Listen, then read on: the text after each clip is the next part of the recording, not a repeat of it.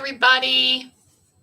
So while I'm waiting for some people to show up, just for anyone who's watching this in the playback, I would just want to let you all know that I am offering a sale that is good until Monday, October 19th. So you've still got 4 days to.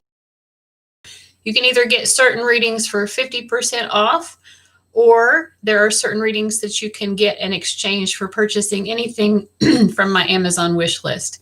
So I've had several people take advantage of that. I just yesterday, for example, got this beautiful mortar. Let me remind myself who sent this to me. This is from Elizabeth. Yeah. So this is nice. And I also got the movie tarot, which I haven't even had the chance to open up and look at yet. But this, I believe, was from Desiree. And she bought this for me the last time I did the Amazon reading exchange. And it was on pre-order because it wasn't released until this week. So this is interesting. Every card in this deck is related to some movie. So that'll be interesting to check out. And I've gotten several other things. People have sent me things. I'm still like behind on my thank you video for the last haul of Amazon gifts that I got from people. And part of it is because I was waiting on certain things to come in. And also one of the things is a shelf that I want to actually put together and put up before I do the video, because I want to put the things on the shelf. The shelf was one of the things that was gifted to me. But anyway, and I'm such a procrastinator. I haven't gotten around to putting the shelf together. So anyways,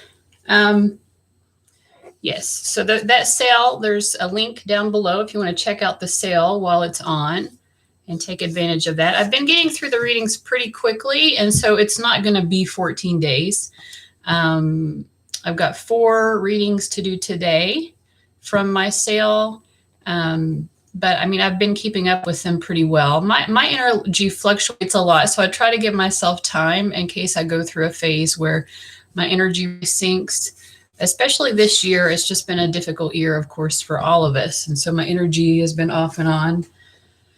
Hello, everybody. Hi, Sweet Siren. Hi, Mizuki. It's nice to have everybody. I also today posted a reading. If any of you are in the friend zone with someone, a pick a card reading for Can You Get Out of the Friend Zone? And I didn't realize that I had set that to, apparently I'd scheduled that to post today, I think because I had a link to my sale in it. I was trying to promote the sale, but yeah. But I was like, I looked at my phone and I was surprised that it had posted. But anyway, if you happen to be in that situation, maybe that pick a card reading can help you out. So I think that's all of the like update kind of stuff that I need to talk about. So in terms of gender roles, there aren't too many people here in the discussion today. Hopefully some more people will show up, and those of you who are here that you'll be interactive.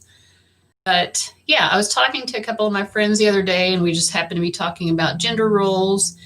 And I think my own thoughts about, you know, my preferred, you know, like what is my preference for me have changed through the years. I think overall, my opinion has always been, you know, like people shouldn't be restricted based on their gender into particular roles or not.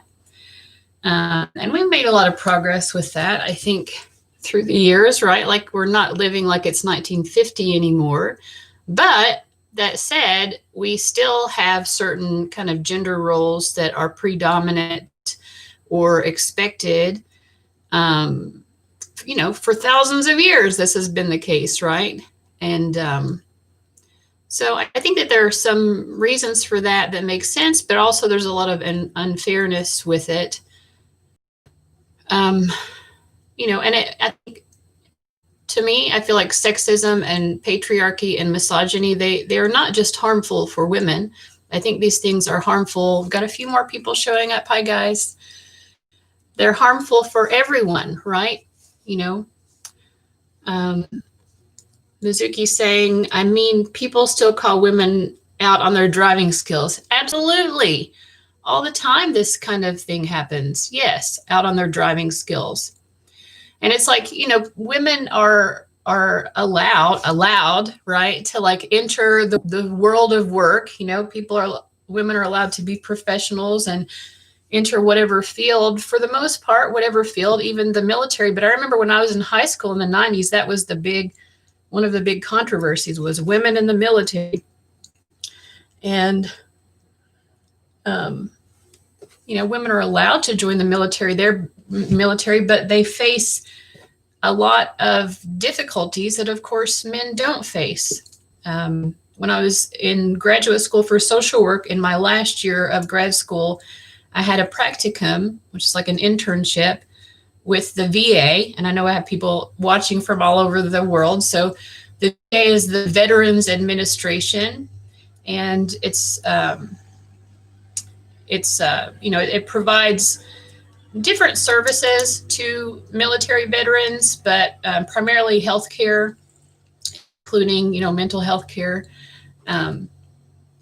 But yeah, I mean, I got to sit in on a women's process group, and I learned a lot about the particular problems that women face in the military. You know, like for instance, the rate of sexual assault against women serving in the military while they're serving is significantly higher than the rate of sexual assault against women in the civilian world. And so, you know, like, yeah, women are allowed to join whatever profession they want to join, but obviously certain fields especially are going to be especially difficult for women to really be involved, you know, to really contribute. And then even the ones, you know, even like in something like nursing, the people that rise up into the administrative roles tend to be men. You know, nursing is seen as a more female oriented profession because nurses are so caring and nurturing and right and giving, which are very feminine oriented qualities. But the people who really climb up the ladder are the men. And that's the other thing that I want to say is that, like, in any field, in any career field, it is more difficult for women to rise up into, you know, to climb the ladder, to climb the corporate ladder. I mean, we're not all working in corporate fields exactly, but you know what I mean? And why is that? I think part of it is that women are still actively discriminated against simply for the fact that they have the ability to conceive, or that perceived ability. You know, not all women have an ability to conceive children, but there's that perception that, you know, she's a woman, so she can conceive a child. And so, you know, that is seen, I think, as a threat to the priorities of a company, organization. She'll need more time off or whatever. And I don't know, it's ridiculous, especially in the United States. The amount of time that women are given off to have a child anyway is just so ridiculous. I mean, it's such a small amount. And we talk a lot about family values in this country, but I feel like compared to a lot of other countries, we really don't value families if we're not allowing people to actually spend time with their families. Oh, beautiful Jada. Thank you so much.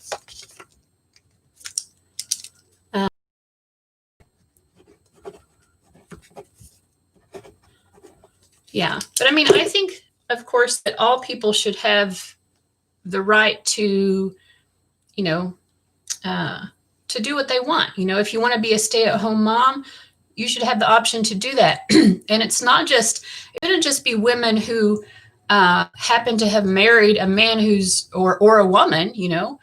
It shouldn't just be someone whose partner is having an income enough to support both of them for one person to stay home and take care of the kids. I don't think it should just be that. I think all women should have that right to be a stay-at-home mom if they want. You know what I mean? Like, that's not fair. Why should it only just be women of wealth privilege who get that opportunity to stay home and be a stay-at-home mom?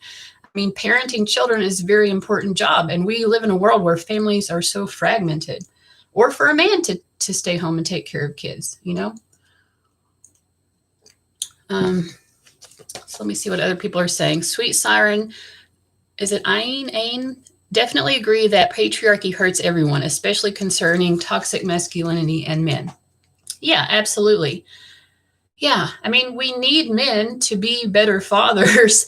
And in order to be better fathers, for example, we need them to have time to interact with their children. We need them to, be learning um, how to be more nurturing. Or, I mean, a lot of men already know, but they don't have the opportunity to. And then, yeah, like men can't cry, that sort of thing. Like, that's not cool. Mizuki says, I mean, I just completed my doctor's study. So while interning, I was so awkward doing night duties with male seniors. Even though they were super nice, I do regret being defensive. Yeah, but like, and that's another part of it too. Like what I was talking about with women in the military, it's any field. I mean, I guess the Me Too movement showed us that, because I mean, the big thing that brought it out was the Harvey Weinstein thing, and the entertainment industry, these women, wealthy, famous, talented women. It doesn't matter who you are. This is just something that women face no matter what industry that they're in. So I don't think that you should feel bad, Mizuki, about feeling defensive. Not at all. I mean, it's just a truth. It's the truth of being a woman. And I mean, I've never thought of myself as being a particularly, well, I don't know, sometimes I think I'm pretty cute, but like overall, I've never really thought of myself as being a particularly attractive woman. And when I was younger, that made me naive to think that I was not as vulnerable to that type of thing. But I remember one time when I was an undergrad in college, I was walking home from the library, and it was winter. There was a little bit of snow on the ground, but not much, but it was cold. And it was like maybe in the afternoon, like 4 or 5, I don't know. But I had been working at the library, and I was walking back to my dorm, and there's like barely anyone around. I think this was the end of the week, so most people had already gone home. The school that I was at was suitcase college, I guess is what they call it, where, most of the students there would go home on the weekends. So it was pretty barren. I'm walking across, and I'm wearing this red hoodie. It's pulled up over my head. Like, I don't even know how this person could like see who I was, like if I was male or female or whatever. And maybe to them, it didn't even matter. But this guy came up in a truck next to me and asked if I wanted to go on a date, which I mean, obviously what he meant is like he wanted to have sex with me, but it was very intrusive. And it scared me because he was in a truck. I was walking. There was no one else around. It was very scary.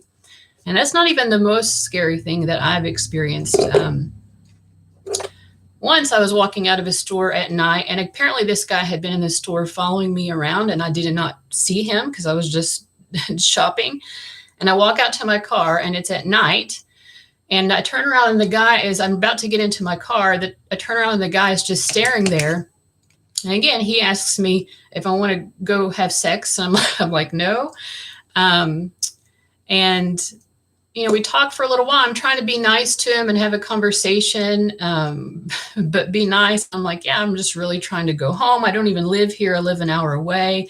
So I don't know. I was at a pretty low point in my life. If I had not lived an hour away, maybe I would have, because this was at a time in my life when I did more risky stuff like that, unfortunately, which I don't judge myself for it, but I don't think that it's super healthy.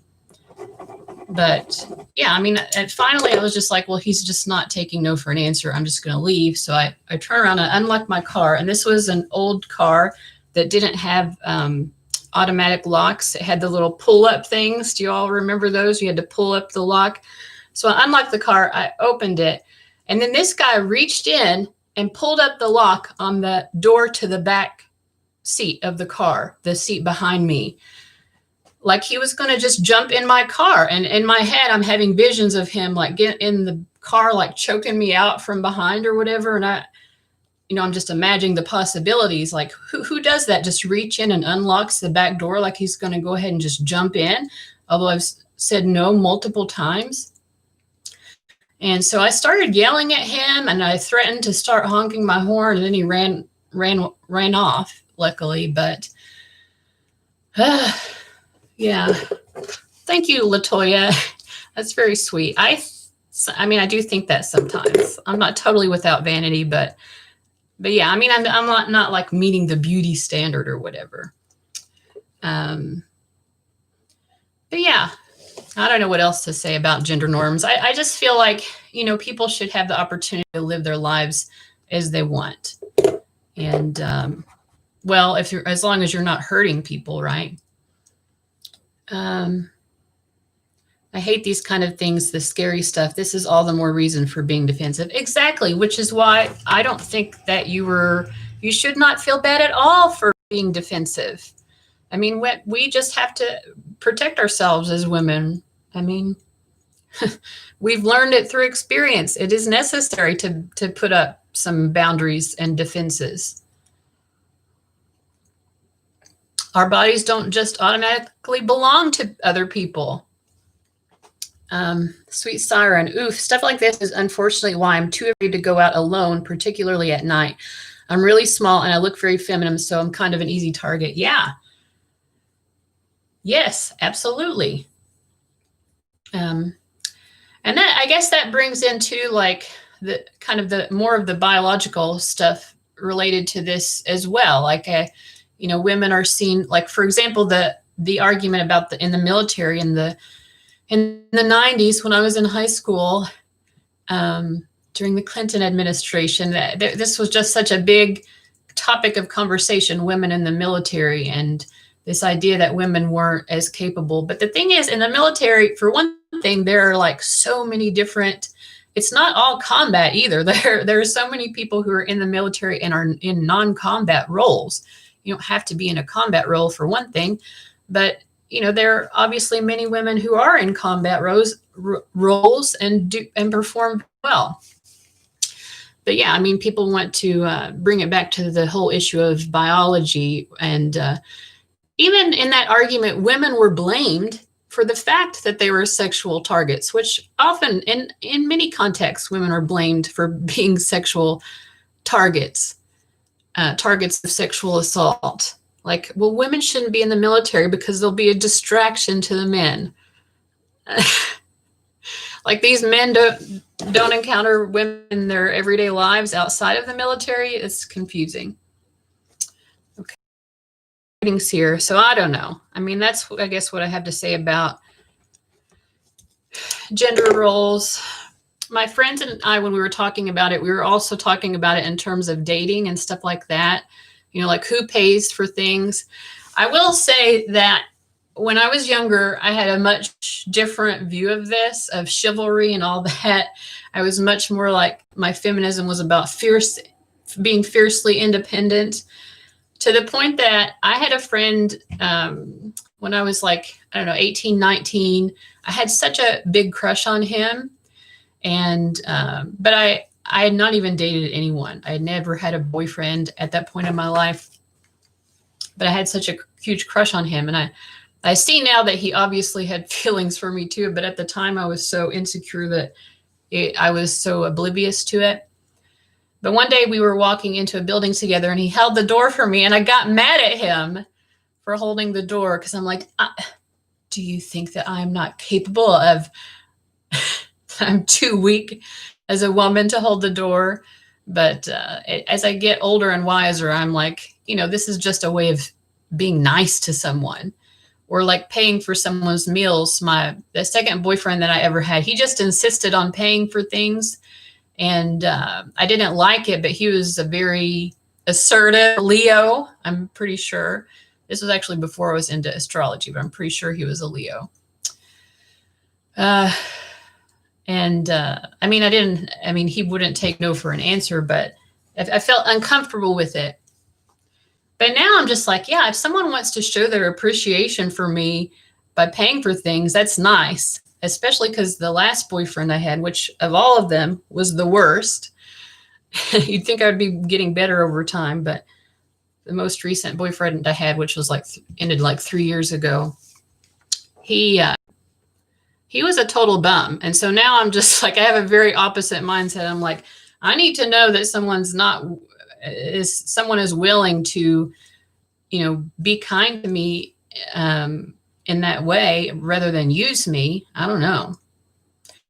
But I mean, again, I think that everyone should be able to approach it however they want. But I also think if I were a man wanting to date women, I think all of this would be difficult too. So I try to have compassion for that. Like if I was a man dating a woman, it would be hard to figure out like, I mean, should I pay? Should I not? That part of it. Am I going to offend her if I insist on paying? But then even stuff like, you know, when it comes to like sex and all of that, like initiating sex, I feel like, you know, for a man who's trying to be a gentleman, but also, you know, like, I mean, someone has to initiate things, you know what I mean? Like someone has to get it going. And like, it kind of takes all of the romance out of it if you're, you know, before every kiss, you're asking if it's okay or whatever. I don't know. And the thing too, what I was saying to my friends is I think women tend to be more intuitive. I mean, the hugest percent of my viewers on my tarot channel, for example, are women. I think women are not only more intuitive, they're just more interested in intuition and all of that type of thing. And so I think men lack that intuition a lot of times, where they can't just read someone and kind of read their interest or whatever. Yeah. So I don't know, maybe as we continue to evolve and like balance out the divine masculine energies and divine feminine energies, maybe we can figure this all out a little bit more. Okay. So anyway, I think I have 4 readings here. I've got, okay, beautiful Jada, Rachel again, and then Mizuki. And if anyone sent me a PayPal, just make sure you let me know, because otherwise I won't know.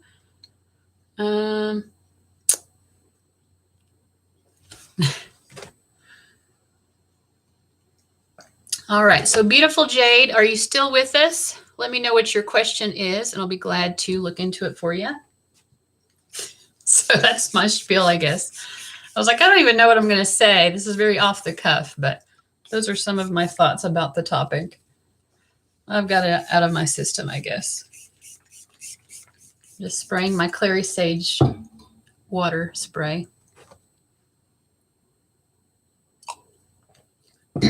Beautiful Sage, are you still here? Were you just donating, or did you want a reading? Let me know what your question is, Jade. I call you Beautiful Sage, Beautiful Jade. Oh, and then Mizuki again.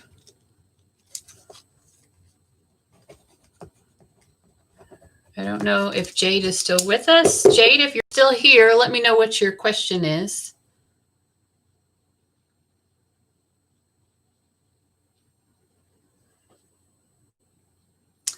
The divine androgyne. Do you say it? Is it androgen or androgyne? I mean, I have never heard that phrase before. So tell me what you think about it. I guess first, I'm curious. Yeah, of course. Like, yeah, I mean, even when we think about the divine feminine and the divine masculine, obviously we all have, you know, masculine and feminine qualities, and we all need to balance those out more. So that the divine androgen, of course. I mean, androgyny is wonderful. I feel actually that I'm not trying to be androgynous, but I feel like I come across as pretty androgynous myself.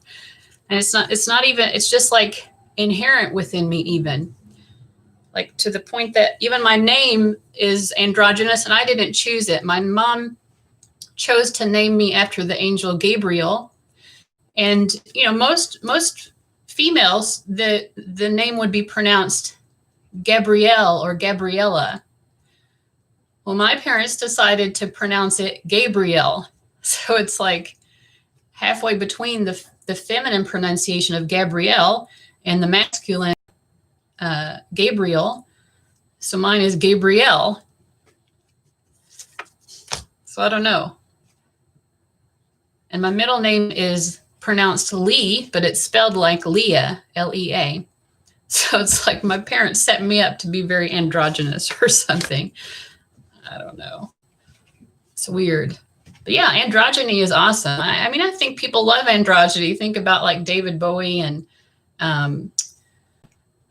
what was that woman who did Sweet Things Are Made of This? Annie Lennox. I mean, people, I think androgyny is cool. Maybe that's not a good way to look at it. I don't know. I've never heard of the concept of divine androgyny or the divine androgen. So I don't really have any thoughts on that specifically, but it makes total sense to me. I mean, gender is very complex. It's not like there are just two distinct genders. I definitely feel that gender exists on a spectrum, and some people move through that spectrum, you know, back and forth through the spectrum too. You know, it's not like any of us are necessarily fixed genders, obviously. So yeah. I don't know if Jade is still here or not. I'm going to go ahead, and Rachel may or may not be here. She's at work. And hopefully last week I had technical difficulties and I couldn't. There's a little red button underneath the screen here. Like I'm looking at my laptop and I can see myself. But underneath it, there's a little red button that says end stream. And last week it was like I would click the button and nothing would happen. Or really, I think it was like it wouldn't let me click, which was probably more to do with my laptop with anything. Maybe the laptop had sort of frozen, but I couldn't end the stream. So I had to like completely just delete the whole video. Otherwise, it would just keep streaming. And I'm like, nobody wants to keep seeing me stream. So if Rachel is still here, I will do hers. Otherwise, I'll go ahead and do Mizuki's. Sweet Siren saying, I learned about it at a con class I attended. Basically, as more people come to find out they're non-binary, the binary of masculine, feminine is being questioned. It's time we accepted the whole spectrum as a collective. Yeah. Yeah, I mean, I think all of this is part of our evolution. And it's fair. I think it's very beautiful and interesting to see it unfold.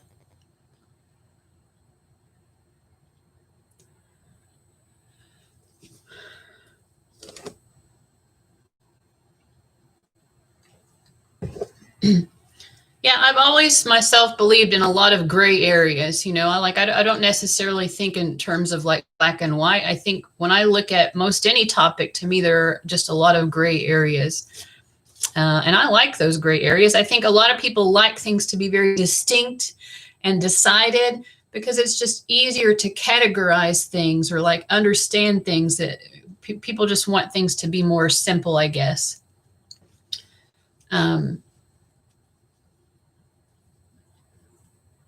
Yeah, like I personally, I'm bisexual, but I didn't come out even to myself as bisexual until I was 26 years old. I wasn't able to acknowledge that to myself.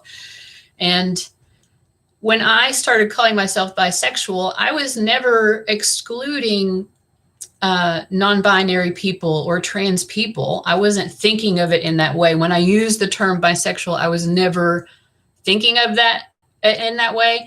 And now people get so upset when you call yourself bisexual, and it's like it's not PC now. You should use the term pansexual. I'm just like, that was never my mindset to begin with when I was calling myself bisexual.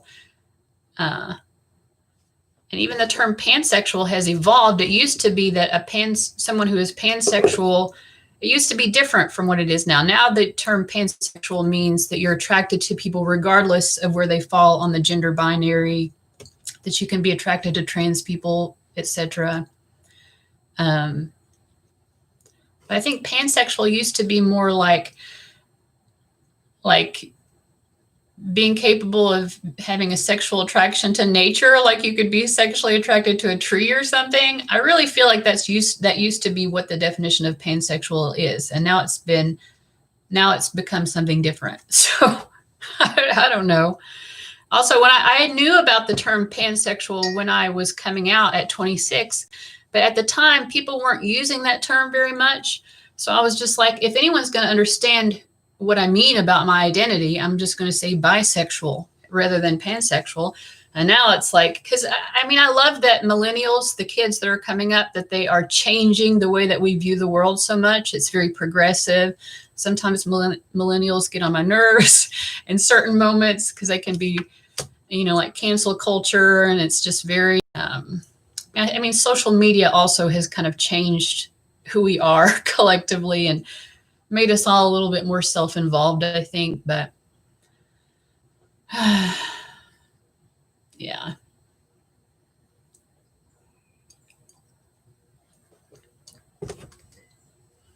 Sweet Siren says, it's a little redundant. Most people feel the same way as you. I know I do. Yeah. Yeah. So it's like, but that, I guess that's part of cancel culture too. People just want to jump on people for just the smallest silly things sometimes. Like, I'm not a hateful person for calling myself bisexual.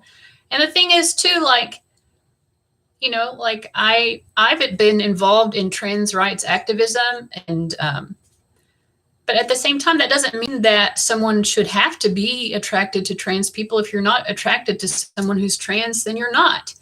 I mean, I have had attractions to trans people. I don't have a problem with that, but also it's just like, you can't just force people to be attracted to people that they're not attracted to. I don't know. People get a little fierce sometimes. All right, well, I'm going to do Mizuki's question. I don't know where Jade went, and Rachel is probably at work. So I'm just going to do Mizuki's first. So Mizuki, I know that you're here listening because you've just been chatting. So the first question is, which chakra do I need to work on? Okay, that's an interesting question. What I'm going to do is I'm going to pull a card for each of the 7 primary chakras. I'm going to pull one for your soul star chakra as well, which is the one that's above your head. It's the first of the upper transpersonal chakras. And it's the one that connects you more to like the Akashic records and spirit guides and stuff like that. But we'll just pull one card for each, Mizuki. And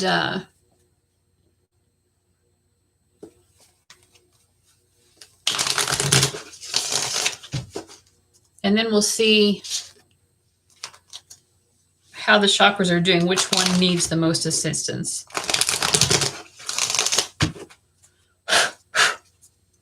Okay, so this is Mizuki's question about her chakras. For the base chakra, we get 7 of Wands reversed, the root chakra.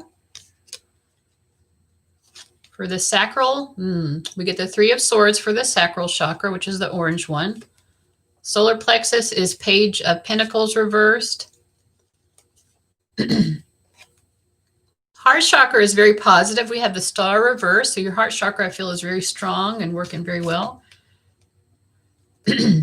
Throat chakra, 6 of Wands reversed. Third eye, 2 of Cups. That's very positive.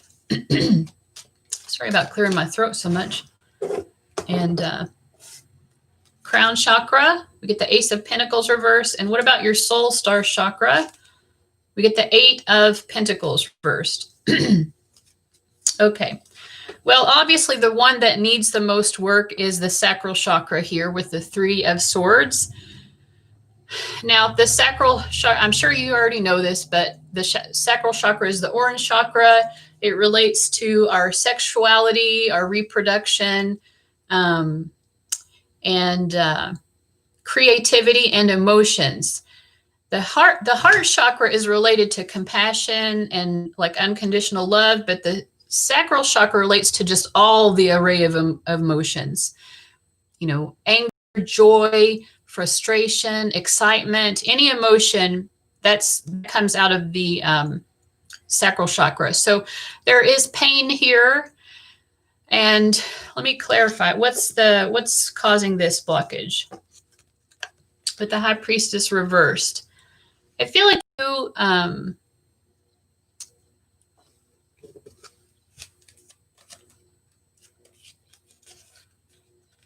it could be that you're not really understanding how you are meant to create.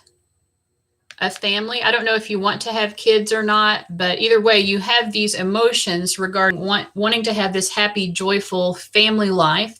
And, you know, family can involve children, or it can just involve a partner or whoever.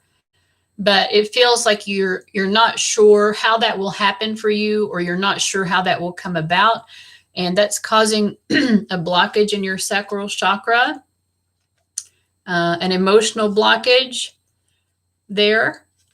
It could just be the uncertainty, like fear of the unknown is causing pain. Like maybe you're doubting that you'll ever have this happiness, and it's blocking things up here. So what can she do?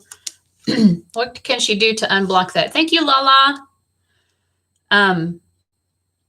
Two of Swords. I mean, basically, we're going from the Three of Swords back to the Two of Swords. It's like just pulling out of this doubt and confusion that's causing pain. And look, this woman is at peace. She also doesn't know the future. She's blindfolded, but she's so peaceful. To me, this is a card of inner peace. She does not know the future either, but she knows that it could go in different ways. It could go one way or the other. And so she feels very much at peace with herself. What else can she do here? Yeah, it's just like not doubting things so much. Just, I know this is, it's easier. It's one of those things that's easier said than done, right? But the doubt, the confusion and the doubt about your future is causing a blockage here. So allow yourself, it could be meditation or spending time in nature, but your mind just needs to be quietened down more, because your mind is too loud. It's too loud, and it's blocking the sacral chakra. Now, if the sacral chakra for her were not so blocked or dysfunctional right now, what would it be wanting to do? Your sacral chakra is very interested in pursuing lots of different possibilities. It's like if you were painting and you had a ton of different colors to work with, that's what I get from this. Your sacral doubt. So get calm within your mind and within your emotions as much as possible. To me, exercise is a good one for that. I mean, whatever it is for you that helps you to kind of calm your mind and emotions. Exercise, meditation, and being in nature. Those are the things that work best for me. For you, it might be something different.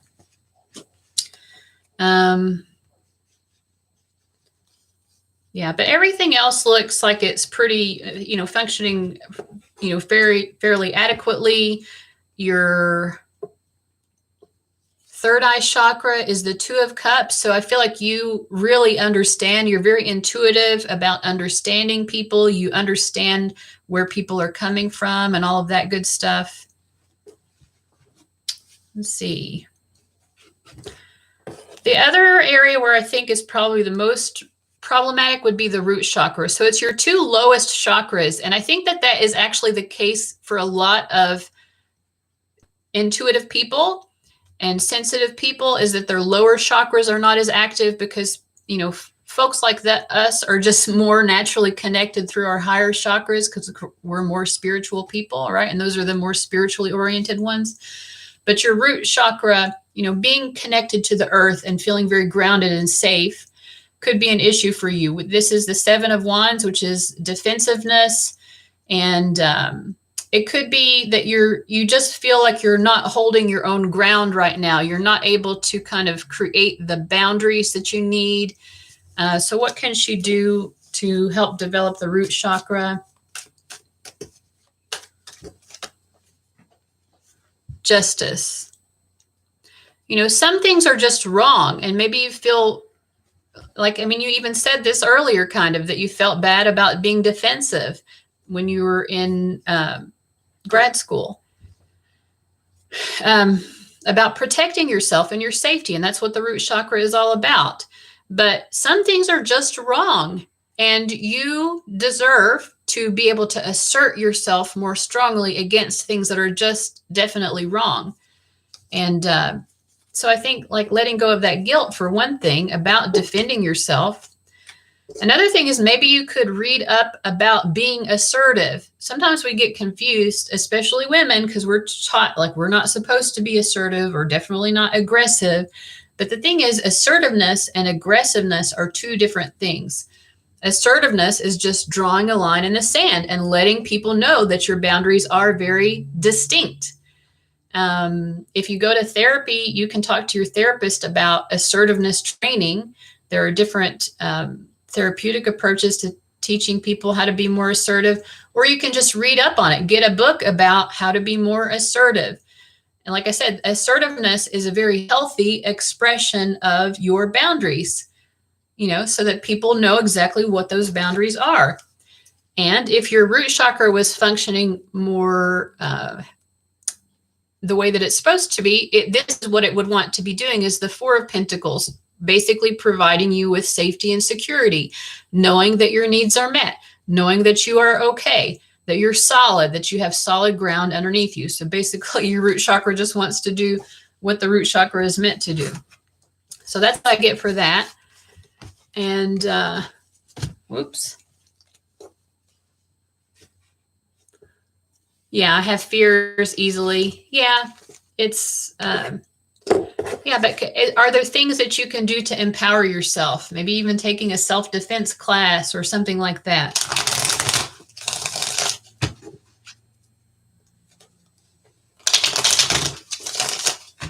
Fear and anxiety are very helpful in that they help us to know that there is a problem. So if you're feeling fearful, then it's telling you that there is a problem and you may have something to be afraid of.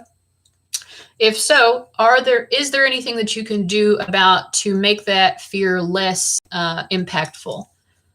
So ultimately, fear teaches us to look for a solution. But if we get stuck in the fear, then of course we're not going to get to, you know, enacting the solution. Okay, so let me go back. You had a second question, Mizuki. Let me scroll up and see what that was. Was someone interested in me in college or while interning? Although I've been told there wasn't, but still curious. Was someone interested in you in college or while interning? Let's see. This spritz a little bit.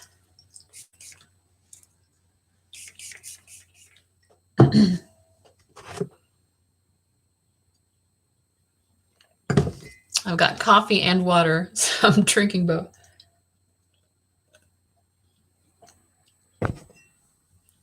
I want to try out doing a week of drinking water only and see how that affects me if I only drink water. I'm such a coffee and soda addict.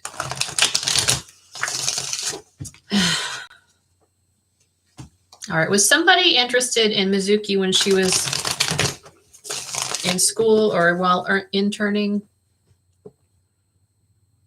Specifically, she said when she was in college or while interning. Was somebody interested in her? Ooh, yes. Oh, yeah, absolutely. The Devil card was the first one that came up, and then the King of Cups, and then the Three of Pentacles reversed. Yeah, someone was extremely, I mean, sexually and emotionally, they had very strong emotions for you. They felt a very strong desire for you. They wanted you very badly. They wanted to be with you very badly. What's the Three of Pentacles reverse trying to tell us? I really feel like it could be that they didn't want to pursue it because you were working together, and maybe that would be more the internship if that's the case, or they weren't sure if you would be receptive. They could have just not been sure that you would be receptive to them.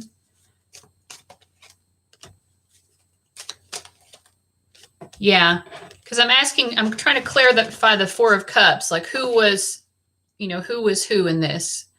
And they're the Two of Cups, and you're the Nine of Cups reverse. So it's not like this person thought that you disliked them as a person, but they weren't really sure if you liked them in a romantic way. And so with the Four of Cups reverse, they just didn't want to risk it and put themselves out there and get rejected because they really weren't sure that you felt the same way. Let's see if we can say who this was. Who was this? Because someone was extremely attracted. Yes. So who was it? We get the Six of Pentacles reversed. Four of Wands reversed. And the Three of Cups.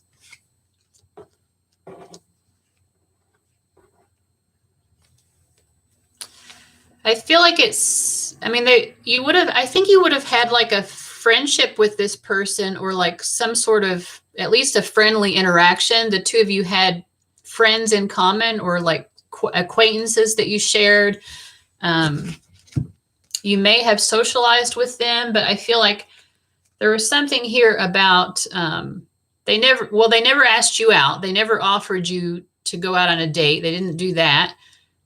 I feel like what it is that the two of you may have ended up in the same social situations at times. Maybe you showed up at the same parties or something, or events, or there was socialization that was happening. It could even be just talking to each other before or after class or something like that.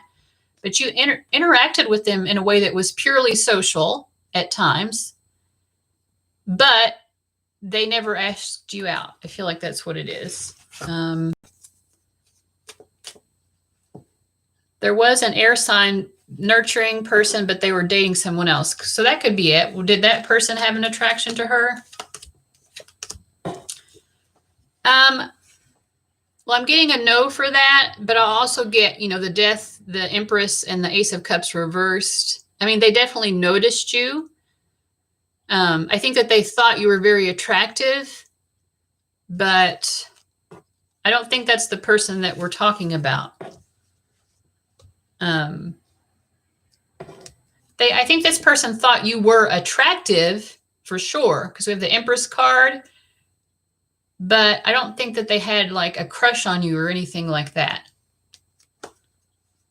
Can I get like signs? What's the sign of the person? Could be a fire sign. I think the Nine of Pentacles is about Moon in Sagittarius. Fire sign.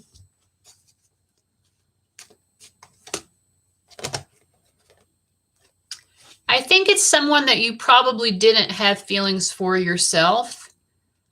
Maybe unconsciously you might have had feelings for them, but I don't think consciously you really saw them in a romantic way. So this was actually someone that you probably didn't return feelings for. I think you may have had a dream about this person, though. Is there anyone that you went to school with or interned with that you had a dream about?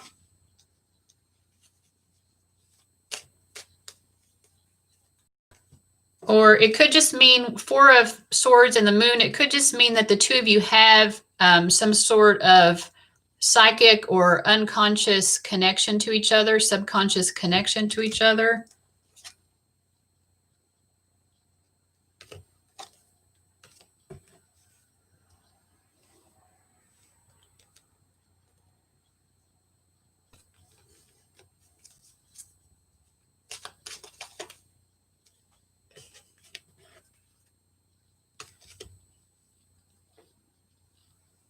Oh, Moon and Sag? Okay. Well, maybe it was. I mean, these cards were coming. Okay. Now I'm getting the Ace of Swords. So yeah, I think it was that person. But I was just confused because these cards are all reversed. Upright, this would definitely be an attraction. Again, it would be very similar to the first cards, that it's both emotional with the Death card, which is Scorpio energy, and it's about they found you physically attractive. And then the Ace of Cups, of course, shows that they had care for you. It could just, maybe they were just trying to block their feelings because they were involved with someone else. If they have Moon in Sagittarius, and that's the card that we pulled was the Moon in Sagittarius card, then I feel like that's it. The reversals could just mean like that they were really blocking their attraction to you. But I don't think it was just because they were dating someone else. I think it was also really because they weren't really sure how you felt. So that wasn't the only reason. Oh, okay. Okay. Well, that makes sense. Oh, okay. So yeah, I would say that it is the Moon in Sagittarius person, because when you asked for an astrological indicator, that's what came up. And I was like, I didn't even know if you would know the person's moon sign or not. So I'm like, I don't know if this will even be helpful, but you knew their specific moon sign of someone being Moon in Sagittarius. So I think that's the person who it is. Sorry. So yeah, is there anything that she needs to know about this Moon in Sagittarius person now? We get Page of Swords reversed, Four of Wands reversed, and then the Nine of Wands coming up reversed again.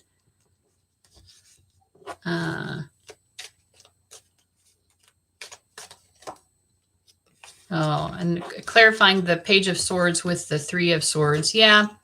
I mean, this person, I feel like they still think about you, but they try not to think about you too much because it hurts their feelings that they never had an opportunity, or that they never had the bravery or whatever to make something happen. They still feel a little bit hurt that nothing happened between the two of you. You're a heavy stalker sometimes. What's your guidance? What's the guidance for her about this? You did not miss it, beautiful Jada. I'm glad that you're back. Go ahead and put your question in, because I'm about to wrap up Mizuki. So go ahead and type in your question and I'll do yours. So Mizuki, I think the advice for you about the Moon and Sag person is just, not to worry too much about it. It's nice to know that someone had feelings. It obviously hasn't worked out yet. It might still work out in the future, but yeah, it's just like there's no reason to be upset about it, I guess, or I don't know if you are, but definitely don't allow yourself to get in a place of hurt. And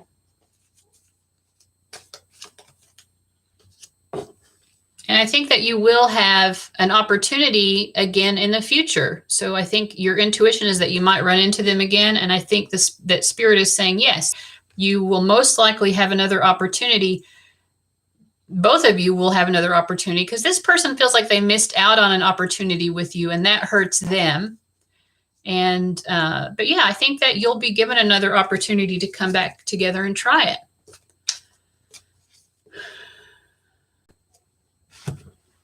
All right. All right. Well, thank you, Mizuki. All right.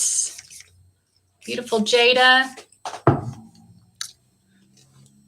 Okay. Beautiful Jada is wanting to know about careers. I'm going to start off with this. This is not a very big oracle deck, but it's the Sacred Wealth Code Oracle or something like that. And it has some cards that could be helpful for this. So what would be a great career option for Jada? We get the Merchant. Opportunities to prosper are everywhere. And the picture is a tree with money literally growing off of it. So with the Merchant, I mean, obviously it could be having your own shop or being involved in retail or something like that. The Merchant, I'll take one more card for this from this deck, and then we go to Tarot. The Organizer, everything has its rightful place. It could be like, I feel like retail, where you're organizing a store. You could have your own store or shop, just selling things in a store. I would think you, with Saturn here and the Organizer, it says Saturn underneath. I don't know if you can see that, but either owning your own store or being like, if you're working for a store, it could be, oh, you're so sick of retail. But maybe it's because you need to be, I mean, what's your position? It could be that you either need to be someone who's in management or just owning your own store rather than working for someone else. I encourage as many people as possible to work for themselves. I know it's not for everyone, but to me, it's been very freeing to be able to work with myself. I have this social work degree that I haven't used yet because it's not really something that I can do, at least now, until it would take me 2 years of working full time to get licensed. well, I don't know if I'd have to work full time, but 2 years of supervision before I could get licensed to practice on my own. But yeah, I mean, it's hard for me to really get into to be motivated to apply for social work jobs right now because I really enjoy just working for myself. Yeah, I think maybe it's your own business, but let me pull some more cards and we'll look more into it. Like your own retail, like if you could have your own store, even maybe start out with an online store or something.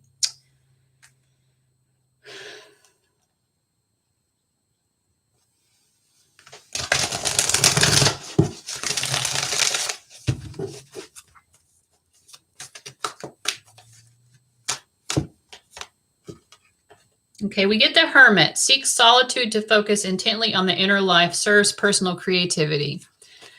I feel like it's going to be something that allows you to spend a lot of time alone.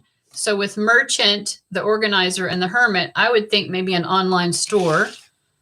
And then we get Saboteur. Highlights your fear of self-empowerment and the changes it would bring in your life. You know, to be your own, have your own online business or something like that. It would allow you plenty of time to, I mean, are you someone who likes to be in the Hermit energy? Because, I mean, the answer is that you should be doing something that allows you to have that time in solitude. Obviously, working in retail, especially if you're working full-time in retail, you don't have a lot of time for solitude because that's taking up like 40 hours of your life where you're interacting with people a lot. So an online business is also retail, but you're not having to interact with people in such in such a way. It's more at a distance, obviously. Let's see what else we can figure out here.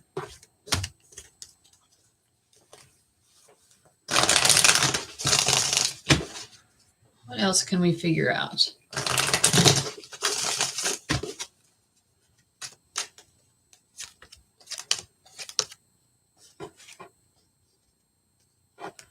So I asked specifically, is it an online business or, would that be a really good option? And I get 2 out of 3 cards upright, the Magician, the 7 of Swords, and the 4 of Wands reversed. And I think that you totally have what it takes to create such a thing, but I feel like you don't trust that you have that ability to make it happen.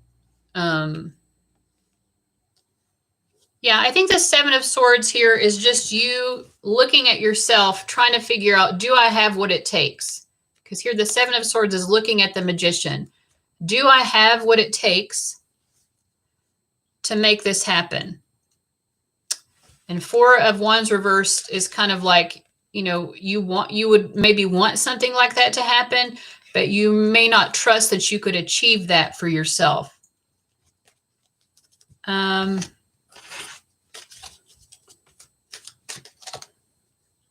Yeah. And then I have like, you have doubts that you could do it. You're like, well, based on my life so far, based on what I've experienced in my life so far, it's hard for me to believe that that could be a possibility. Yeah. I mean, I just feel like you're kind of like holding yourself back from this option. What could she do if she wanted to do this? What would be some ways that she could? So first of all, this could be more of a long-term goal. So if you can envision what this might be like for the long term and like be comfortable with the fact that it might be something that takes years to implement. And I know that sounds awful, but listen, I started my business as a tarot reader. I created my website in 2009. I spent a few days working on it. I put a lot of effort, a lot of hours into creating my website, which has changed a little bit over the years, but I feel proud of it because I did all of that myself. And I published my website on January 1st, 2009. That's how I spent New Year's Eve into New Year's Day, was working on this website. I published it January 1st, 2009, and started doing readings. 2009. Now, it's only been a little over a year now that I've been able to live off of this. And how many years is that? 11 years. So I know that it's, and I used to want that. I used to want to be able to, provide for myself solely off of doing this. But that's how long it took for me to actually get there. And I know, I'm just giving you that story to tell you that sometimes, sometimes it may take a long time. So they're saying to be comfortable with that. This is your advice card, the 10 of Pentacles. This is a lot of wealth, isn't it? Right? But the Pentacles also relate to years. It's years of effort that may be put into building yourself up.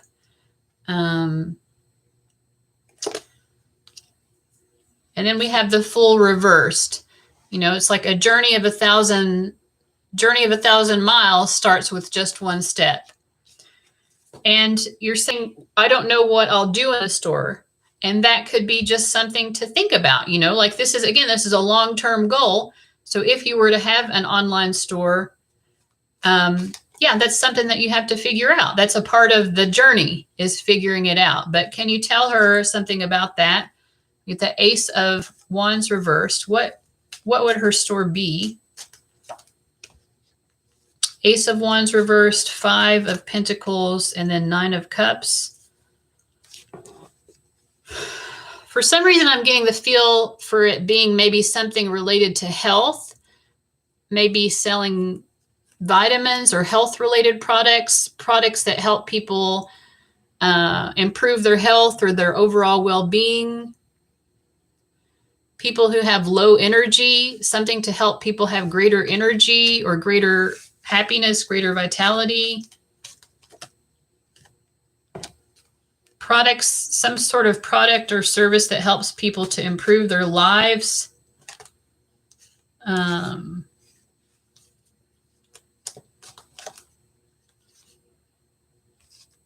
To be more emotionally satisfied. I don't know if I'm helping you here or not. Let me see if I can find my life purpose deck. I really need to get myself organized here so I can find specific decks when I need them. Here it is. If you could see what's around me right now, there are decks everywhere. Oh, I do want to take this moment to remind people that I do have a sale on right now for personal readings, which when you order a personal reading for me, that's a video reading. It's usually about 30 minutes. Sometimes it's, more in the 20-minute range, but usually it's about 30. It depends. Every now and then I can be a little bit more succinct. Miracles do happen. Even the miracle of brevity. So check out the link below if you want a personal reading like that. Okay, let's use these life purpose cards. I don't know why I didn't think to get these out in the beginning of this question. Let's help beautiful Jada think of. Okay, we get speaker. Your life purpose involves your skills of oration and practice. Polish your skills by practicing regularly. So even something that involves speaking, being more comfortable, maybe speaking in front of people. What would she be speaking about? We get support. Your life purpose fully supports you. So you will eventually be fully financially supported by this life purpose. And nutrition. That's what I was getting before when I was asking what your store could be. A life coach, it could be that, which could be an online, you would have an online store for that where people could purchase life coaching packages. Yeah, life coach, that makes sense. Now we got merchant before, but again, even on that card, it says opportunities to prosper are everywhere. And then the organizer.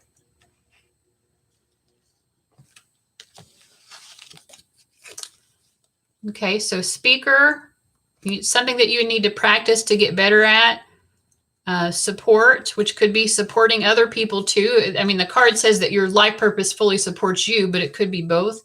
And then nutrition. You conduct healing work with your culinary skills. Well, I don't think it has to be culinary skills here, but yeah, I mean, I was already kind of getting that feeling of something that helps people be healthier. And of course, a life coach helps people to be healthier in a more holistic way. Any other final word of advice to her about this? Again, with the Pentacles, again, as the advice, we had the 10 of Pentacles and the Ace of Pentacles. Now, this to me, it's like you plant the seed now. What can you do now? If the idea of doing any of these things that we mentioned sounds good to you, what can you do now to start moving in the direction of making this a reality? Because planting the seeds now is going to ensure that you have this growth that over time will grow into the 10 of Pentacles. And remember, the cards are saying that you will be financially supported by this life purpose. Skincare. Okay. Again, like it does seem like it's something related to health. And if skincare is something that is drawing you, then that could be it. Yeah, I was getting like something like vitamins or something, but yeah, skincare. I mean, vitamins obviously help people to have better skin too. So anyway, I really hope that that helps. I think that, you know, figuring out life purpose is, it's very important because it's very, when we're living our purpose, we just feel more fulfilled. But it's also a very personal journey. And I mean, part of the answer here is that this is something that you're going to implement and figure out over time. You're very welcome. I really hope that it did help.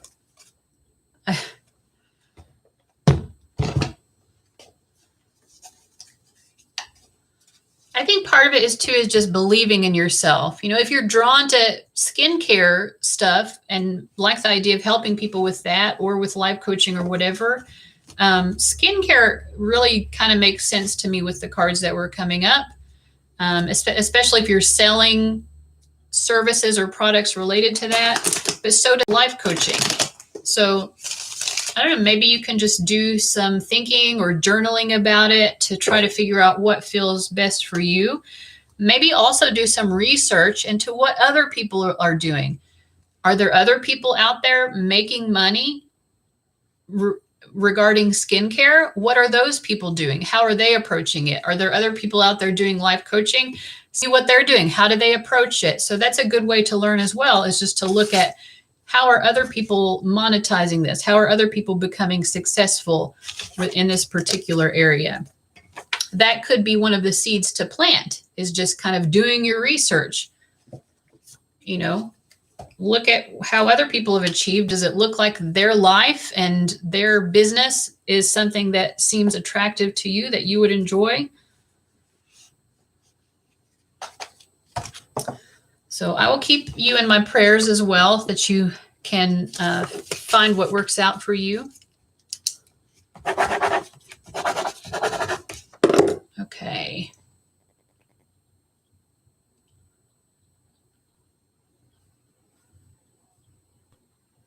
Okay, we have Lala. Lala, are you here?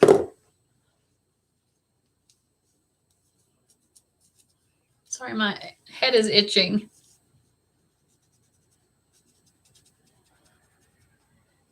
This is how I wear my hair at home because it's getting too long. It gets down in my face, but it's not long enough to really put it in a proper ponytail.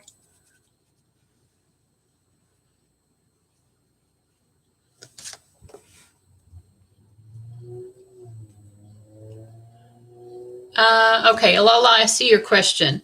How do I move on from my relationship with Ken? It was the longest and most serious relationship I've ever had. Okay, how to move on from Ken. Are you still here, Lala? Okay, yay. All right. Well, hi, Marichelle from South Africa. Hello. What a beautiful name.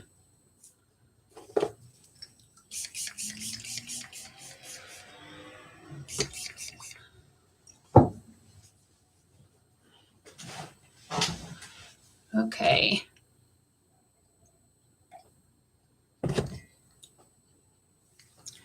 All right.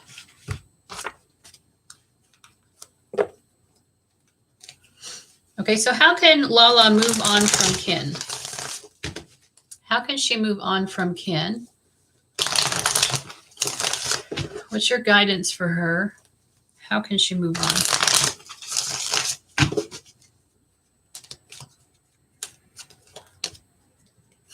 Well, we get the moving on card. Well, this and the Eight of Cups are the two moving on cards.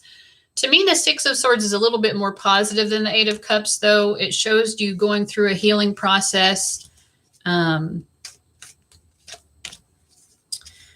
this case, I feel like, let me clarify this. Okay. I kind of get the feeling, because in the Six of Cups, we have two, we have three people, a man, a woman, and a child.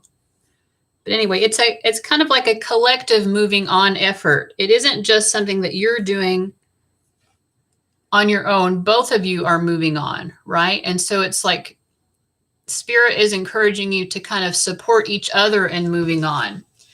I think it's hard for him to move on as well, because we have the Five of Cups, and I feel like that's his energy. And these are the other cards that we had, sorry. So we have 10 of Wands reversed in the Tower. And then I felt like this was his energy coming up as well, Five of Cups. I feel like he still would want it to work out with you. And so part of the moving on process is getting him to understand this just isn't going to work out. And right now I feel like he's not understanding that. He knows that it's not working out the way that he wants it to with you. But I feel like he still wants it to work more than you. I think you're probably more wanting to move on. So it's almost like you kind of have to convince him to be on board with you about the moving on process. Getting him to agree that it is the best option. Like we have the 10 of Wands reversed. So it's just like, listen, Ken, as much effort and energy, as much as we've tried to make it work, it just is not working. It doesn't matter how hard we try. Sometimes it just doesn't work. And, and then we have the Tower card. It's like he needs like a lightning bolt of enlightenment. He needs to be enlightened about the fact that the two of you need to move on and that it's the healthiest option. So part of it is really just convincing him. I think once you have him convinced more, it will be easier. I don't know what his sign is, but I know that Leos are very difficult to break up with because they can be very stubborn and prideful about it. I was under the impression he moved on quicker since he started dating other people since the breakup. Oh, well, I don't know. I mean, to me, I feel like he is still, well, at least he's at the very least still sad that it didn't work out. And if he has moved on into another relationship, I feel like he's not totally emotionally present in that relationship because he's still focusing on what he lost out on with you. So maybe let me see here.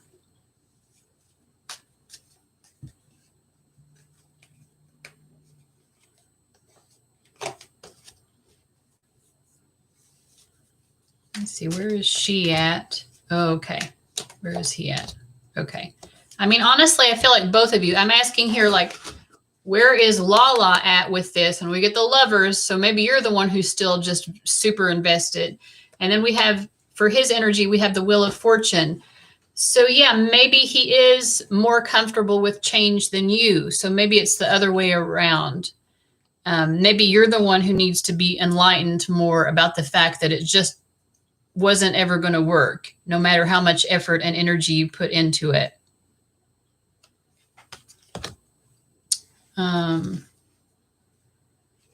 Perhaps you've been hoping that he would help you move on, and you feel like he's not helping you to move on. And so it's hard for you to let it go or something like that. In any case, the biggest message is like, you know, whoever doesn't understand that this was never going to work, that person needs to kind of like wake up and have their moment, tower moment of enlightenment where the light bulb goes off and you're like, okay, when I think about how much time and effort and energy we put into this and it just never works, no matter how hard we tried, I finally have to just admit and acknowledge to myself that this was never going to work.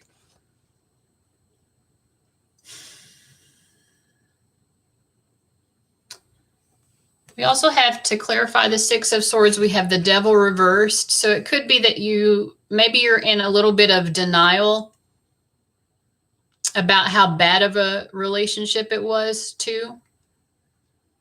That it was so toxic or so dysfunctional or codependent or something that it would have been extremely difficult to heal all of those problems. So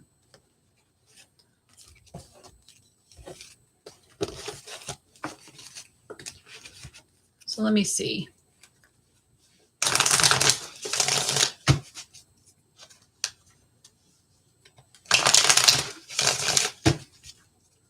How can she move on?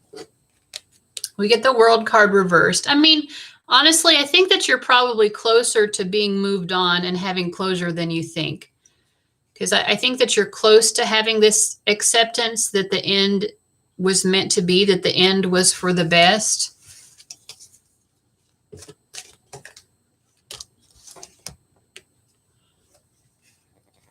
But you still, I think really what it is you're still trying to figure out what even happened here. What was this all about? What was the purpose of this? Why did it need to come to this particular conclusion? There are a lot of whys. Why did this happen? Why did it end? You know, why didn't this pan out the way that I had hoped? Because you had, I think, an idea that this would be very long-term and substantial. So I think part of your moving on is just that you're confused. Why were we even together to begin with? This card has been just popping up all over the place in everybody's readings today, the Nine of Wands. Yeah, it's like you went through this difficult experience and now you're looking back on it and you're just like, how did I end up with this bandage on my head? How did I end up so broken and bruised from this experience? You know, I feel like what you're doing right now is you're trying to process, what are my emotional lessons from this? What do I learn about this? And how can I apply it towards having actual happiness? The happiness that I truly deserve in a relationship.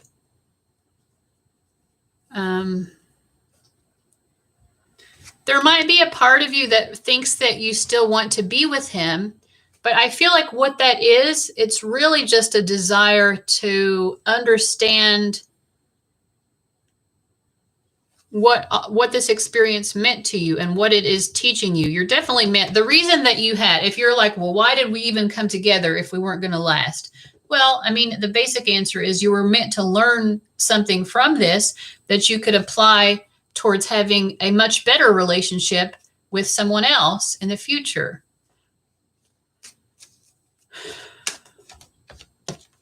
Yeah, it was definitely, you were divinely brought together. This was fated. It was destined. It was written in the stars. You and Ken were meant to meet each other. You were meant to go through this journey together in order to learn these lessons. It's actually healing you in a way. I mean, sometimes our hearts have to break. Where there's that Leonard Cohen song lyric about there's a crack in everything. That's how the light gets in. You know, when our hearts break, it allows, I mean, it feels painful, but it also allows our hearts to sort of heal and strengthen themselves. And it gives us that wisdom of, you know, how to approach any heart-related experience in the future. The Star and the Moon. Yeah, this experience really took you to your emotional depths, and it really got you more in touch with your very soul. And that's a very positive thing. Sometimes we think about becoming spiritually enlightened. We think about it as like moving towards the light. Like if you imagine that you were in a cave, for example, and this is kind of, if you're familiar with Plato's story of the cave, it sounds a little bit like that in the beginning, but this is a good metaphor for why it's so important to work with our souls and not just with our spirit. There's the spirit, and then there's the soul. And when we think of ourselves as spiritual people, we're in this cave, it's dark, but we see a light coming from somewhere. And so we try to find the source of the light. And in doing that, we find the entrance to the cave and we walk out into the sunlight. And that's like becoming spiritually enlightened. We can see so much more clearly because we've found the light. But there is another way of knowing, which is the opposite. Yes, Julie, I am still taking questions, so go ahead. And that is, let's imagine you're in that same cave, you see that source of light, but you think, you know what? I'm actually going to go further into the darkness. So you move further into the cave to the point that there's no light. You can't see anything. You just have to feel your way through it. And that is my metaphor for getting closer to the soul, to the essence of your own soul. You know, when we seek answers from spirit, we're talking about our angels, our spirit guides, even our higher self. But when you talk about getting in touch with the soul, it's about getting in touch with your own personal wisdom deep within you, what your soul inherently knows. And so this process with Ken was meant to get you more deeply in touch with your soul. And that's very important because we cannot live happy and fulfilling lives if our soul is devoid of fulfillment. Our souls have to be fulfilled by our experience as well. What is she most supposed to learn from Ken? Four of Swords reversed and the Chariot. You're supposed to learn that if a relationship can't allow you to feel at peace, then it's time to move on. And I feel like the two of you were never able to get to that place of being at peace with each other.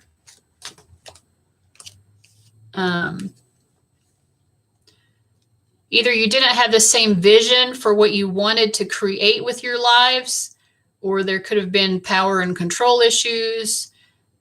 You know, but either way, it's like you never felt secure. I feel like you never felt secure in this relationship. You never felt like you had this security or the firm foundation that you need to have in order to really, you know, be satisfied in a relationship. So if that security can't ever be found, it's time to move on. And so the next time when there's the version 2 that comes along and doesn't give you security, doesn't make you feel safe, doesn't allow you to feel at ease, that you can just trust, oh, I can trust this person cares about me. I can trust this person has my back. When you get into a situation like that in the future, you'll be able to move on much more quickly. So that is part of the lesson, how to not get stuck in a situation that is ultimately making you not feel like you have the safety and security, which a loving relationship should give you. Page of Pentacles reversed. So yeah, I mean, this is a lesson that you're learning about how to create security in your life through your relationships. Relationships are not just about attraction and chemistry. It is also about feeling safe and secure, feeling safe that this person loves and cares, not having to beg for attention, not having to beg for someone to validate that they care about you. Someone who just naturally makes you feel at ease and comfortable, that you can relax and you don't have to be constantly worried about how they feel, right? Because they're showing you that. They're showing you through their actions and their words that they care, and they're making you feel safe. This situation with Ken likely just wasn't ever going to give that to you. And when and if you get into a similar situation in the future, you'll be able to move on much more quickly because you'll see it a lot more quickly. You're like, oh yeah, this is the same situation as I had with Ken. This person is not making me feel at ease. This person is not making me feel comfortable and knowing and feeling certain that I am securely attached to them. Yeah. I mean, King of Swords reversed. I mean, he did not speak to you or interact with you in a way that was very loving. Sometimes he may have been even very mean and expressed himself in ways that made you feel hurt. He may have been very cold and distant at times. So it's just, you know, the purpose of this was to learn basically that it's not what you need, because you need someone who puts you at ease. Any final thoughts? So, I mean, part of how you can move on is just really understanding what the purpose of the situation was to begin with. Anything else here for Lala? I hope that this is being helpful. Hope that this is not too meandering. This card, it keeps coming up. I mean, this is Moon in Sagittarius, which is about gaining wisdom through experience as it relates to our emotions and our emotional connections. You know, that's all that it was. Ken was meant to give you an experience so that you could learn about it and learn how to feel more emotionally safe and satisfied in relationships going forward. That's all that it is. The best way you can move on from Ken is to just see it as the lesson that it was. And I know that's kind of trite, and I spent, I don't know, 10 minutes trying to say that give you that simple answer, but yeah, that's what it is. Just see it as the lesson that it is. And the more that you're able to do that, the more you'll be able to move on, you know. And I think that, again, as you do that, you'll find your closure as you start to feel more open to other people too. I think that you are going to start seeing yourself attracted to other people. Your heart is going to feel more open as you continue to just accept that this was a lesson. That's what it was. And your soul needed that lesson. His soul needed a lesson from this as well. So, yeah. Okay, Saturn, Moon, and Sinistry. Yeah. Well, thank you, Lala. I'm glad that it was helpful. Yeah, I think Moon, Saturn can be a difficult aspect to have in Sinistry. Sun and Saturn is supposed to be very positive for long-term relationships. But I think Moon and Saturn is difficult. It's very difficult for the Moon to feel so, yeah, kind of restricted, or, yeah, maybe you didn't feel like you could emotionally express yourself very openly or something. Ooh. All right. Well, thanks, everyone. Okay, so now Julie, what is your question? I'm going to say Rachel's for last because I think she's at work. And that way I can just tell her where the timestamp is of where her particular reading starts, because she's going to come back and watch this later. Okay, Julie says, like my headband, thank you. This is my way of getting my hair out of my face because it's getting on my nerves. I need to just go get my hair cut. I feel like it's not long enough to put into a proper ponytail, but I like this headband too. It's supposed to be like a headband ear warmer type thing. We're not getting quite into that kind of cold weather here yet in Kentucky, but it is getting a little bit chillier. I did not make this, no. I believe I got it at Walmart. I actually got some matching gloves with it, and I have no idea where the gloves are now. But thank you for saying that. I like them too. Like it too. Okay, so the question is, Mike and I are talking again. Any advice from Spirit regarding our connection? Yes, Sierra, go right ahead. If you want a reading. Let's see. So Julie and Mike are talking again. All right. I think I want to switch up to a different deck. I'm going to use this Light Seers deck. I've been using the Rider-Waite.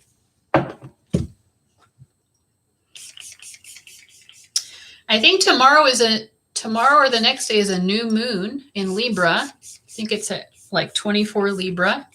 If anyone has any planets at the 24th degree that will be aspected by that new moon tomorrow. I don't always follow those, but somebody's pick a card reading showed up about the new moon. I'm like, oh, I didn't even realize it was time for a new moon yet. Oh, we're also meeting tonight. Okay, well, that's exciting. I'm drinking coffee and water. Okay. All right, let me shuffle here. So Julie and Mike. Our girl needs some guidance.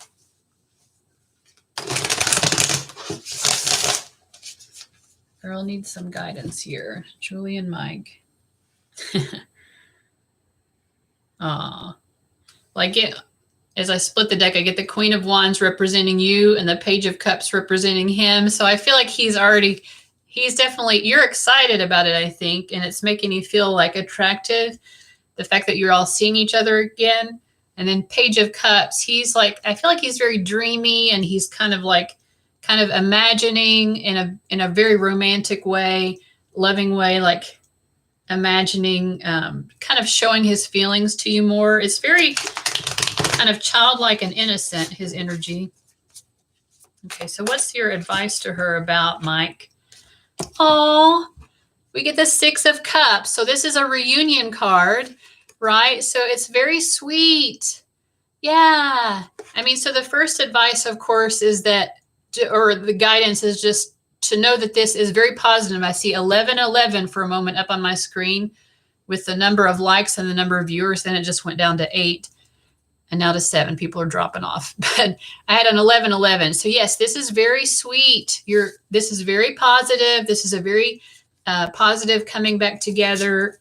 So that's good to know. And then the Page of Cups is coming up again. He's really happy about this. He's very happy to be coming back together with you. And so your guides just want you to know that. Two of Swords. I think this is your energy. You feel a little bit nervous about it maybe, or you're just really caught up in your head right now. Maybe in that, like, what's he thinking? What's he feeling type of energy? But he's feeling very positive about that. So just first of all, the guidance is to accept. He wouldn't be doing this if he wasn't truly interested. And I definitely get, based on these cards, I mean, the Page of Cups came up twice. He's really excited about getting to connect with you again in this sweet emotional way, and to be able to kind of show you that he cares, either by saying so or, you know, doing certain gestures to make it obvious, or both. He definitely wants to let you know that he cares about you. And I think that he will be doing that. So try to let go of that kind of mental anxiety or the mental distractions. Oh, wow. You might also be thinking about, I think you're definitely kind of mentally preparing to get hurt again. And I don't know what happened with you guys in the past. If you've told me, I've forgotten because my memory sucks. But Three of Swords, you might be thinking about negative things that happened between the two of you in the past, and that might be making you anxious. So what do you have to say to her about that? King of Wands reversed. I mean, so your guides say, you know, it's good to be mindful of the fact that there were problems before. With the King of Wands reversed, he could have been very pushy or kind of bossy, or just wanted his own way about everything, kind of up in his ego or something like that. So your guides are saying, yeah, it's okay. You're afraid that he's not sincere. So that could be what this King of Wands reversed is too, you know, because the King of Wands reversed can be a player. It can be someone who, you know, just wants their ego validated. But I do not think that that's the case. But your guides are saying it is positive that at least you're being mindful of that. You're being mindful of the fact that, you know, he's human. He has faults. He's not perfect, and he hasn't been perfect in the past. So it's good to keep that in mind. So what else does Spirit have to say about that? We get the Four of Cups reversed. But they're saying, you know what, like, if he starts to behave in a way, I mean, you don't have to react to something that hasn't happened yet. You know, he has not been insincere yet. I feel like his feelings right now are very sincere. So if he starts doing things that indicate to you that he's not sincere, then you don't have to accept him back into your life. But until that happens, I feel like Spirit is saying you could be more receptive to this. And if you're just focusing on the negative possibilities, you're not allowing yourself to see that there could be very positive possibilities here. We have the Eight of Cups. I mean, I feel like you're in this sort of a strange place that you had been trying to move on maybe from him. And now the two of you are coming back together. So your heart is kind of like in this sort of in-between place where you're just like, am I coming or am I going? I'm not sure. What should she do here? What's the advice? I feel like Spirit really wants you to give him another chance. We get the Six of Pentacles. He wants to come back into your life. I think that you should accept his offer and see where it goes. And then we have the Six of Swords reversed and the Knight of Swords reversed. Yes, allow him back into your life, but I think also if the same problems resurface that you had before, and if he's not making a concerted effort to address problems, then you always have the choice to say, well, I gave you another chance, but you failed. And with love, I cannot accept that. Any other advice for her? Just take it slow. Just take it slow. Observe how he's being with you and make your decisions based on that.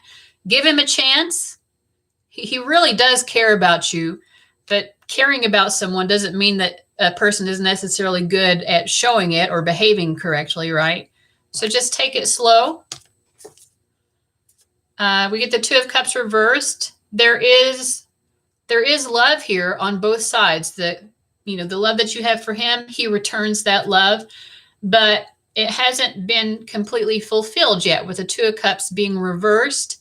And I think, again, just what I was saying, it's good to sort of take your time and to feel things out. We love each other, but can we love each other correctly? It's to be seen.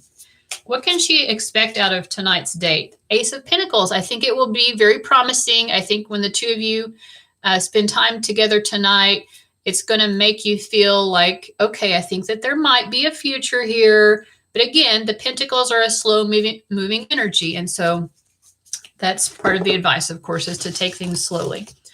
I'm going to get you a fortune cookie message also. What does the fortune cookie have to say to her?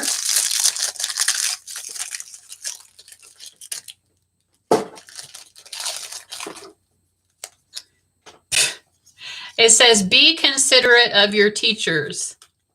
So, we're all teachers to each other. You and this guy, you're teaching each other. You're both guides to each other in a way. So try to be considerate. He's here to teach you certain lessons. You're here to teach certain lessons, of course, to him.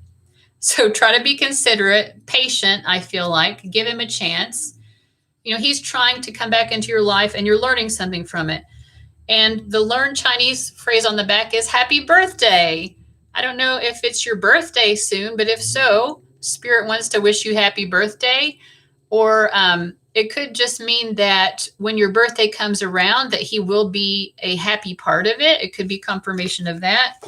What's happy birthday trying to tell her? Hey, Sasha. I'm still accepting reading requests. If anyone wants one, super chat or PayPal. If you do it via PayPal, just let me know. Ooh, we have the Wheel and the Tower for happy birthday. Your birthday is in April. I feel like something around your birthday is going to happen that's very positive, but it will be very unexpected. What does this have to do with Mike? Oh, the Emperor. This is 3 major arcana. I think that you're going to still be together when your birthday comes around. And he might surprise you with some extra level of commitment around your birthday. He's going to try to make your birthday very special. So I actually feel like you should give him a chance and move slowly, because it looks like this is going to turn out very positive for you.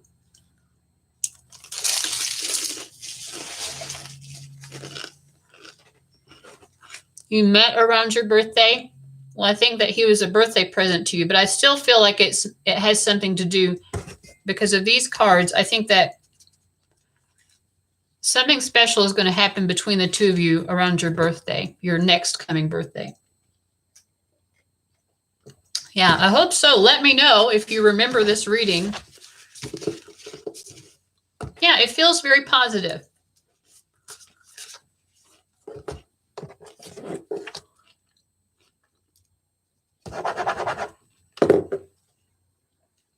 Okay, I think that I have all the readings up except for Rachel's.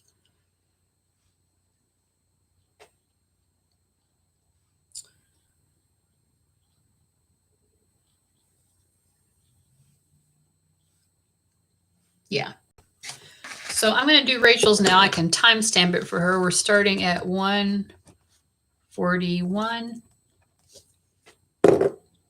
And of course, if anyone else wants to order, oh, Sierra is ordering now. Okay. Let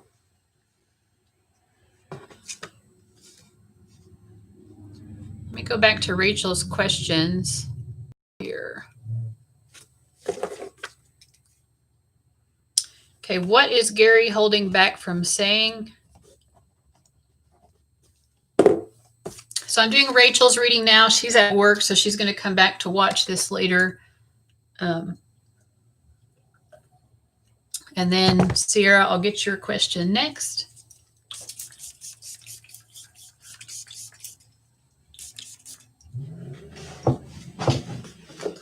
Okay. All right, what is Gary holding back from saying? So, Rachel, I'm just going to say this as if I'm him. I'm going to just speak to you. I'm going to allow Gary to kind of speak through me.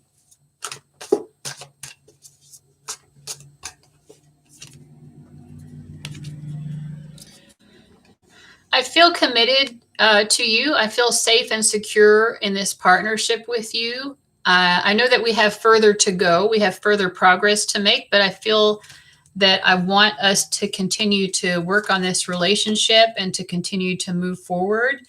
It might be a time to kind of move forward slowly and carefully, but I think we should still continue to move forward. We have the Hierophant Reversed and the Three of Swords. I feel sometimes that I cause you pain in our relationship, my approach to our marriage. Sometimes I don't fulfill my obligations to you as a husband in quite the way that you need me to. And I feel that this causes pain for you. I see you right now trying to be very successful in life. And sometimes you're not as successful in your life as you want to be. And I want to be that support system to you. Maybe I haven't been as much as of a support system to you as I should have been. And I think that's one area where I've kind of failed you as a husband. 10 of Wands reversed. I feel like I've been putting you in a position where you've been having to take on too much of a burden in this marriage. And again, I know that I haven't been doing my fair share here. I have not been meeting my obligations, but I still want to continue to be with you. This is the Knight of Wands. I remember times when we've been so happy together, when we were having fun and everything still felt, we were in that honeymoon phase and everything was still fun and exciting. I miss those times when like we were just dating and everything was so exciting and fun. And we felt like our relationship was so much fun. I wish we could get back to those times. And sometimes I feel that we're kind of separate and you're having fun away from me. And I'm trying to find, I'm like this horse in the background. I'm off pursuing my own things and you're pursuing your own things. So I noticed that sometimes maybe our happiness is in being apart in a certain way, like being apart from each other allows us both to have fun apart from each other. I do get jealous and possessive about that sometimes, that, you know, you could still be happy or be having fun even when I'm not around. But it also causes me to grow and evolve.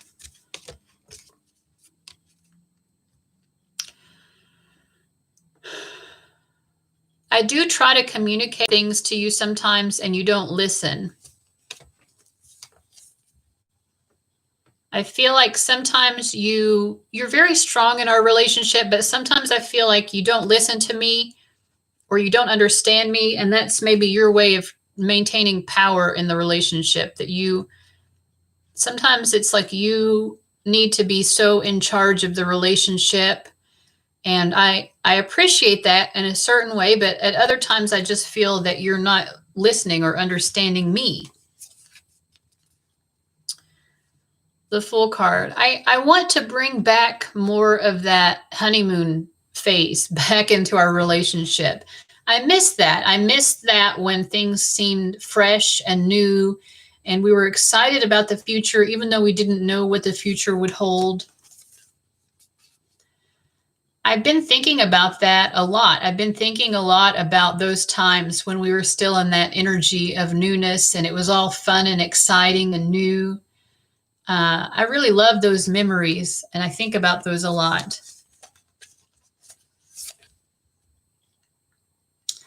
There are moments when I don't trust you. This is a Queen of Wands reversed. There are moments when I don't really trust you because you are a fun, exciting person to have around. I know that there's distance between us, so sometimes you have to have fun and socialize without me.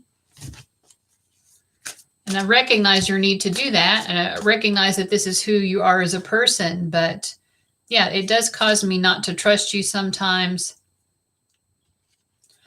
You seem so happy right now, so excited about life.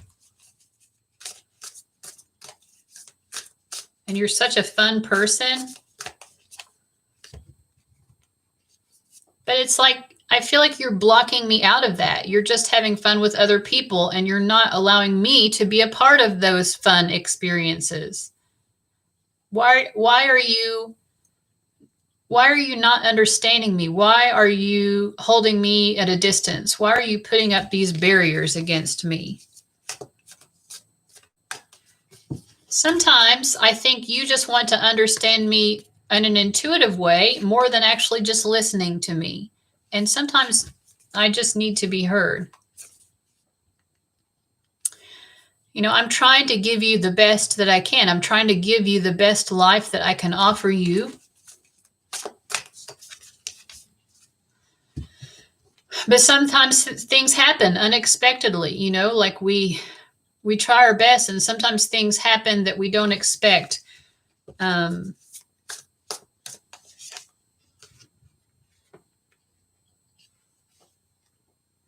Knight of Swords reversed.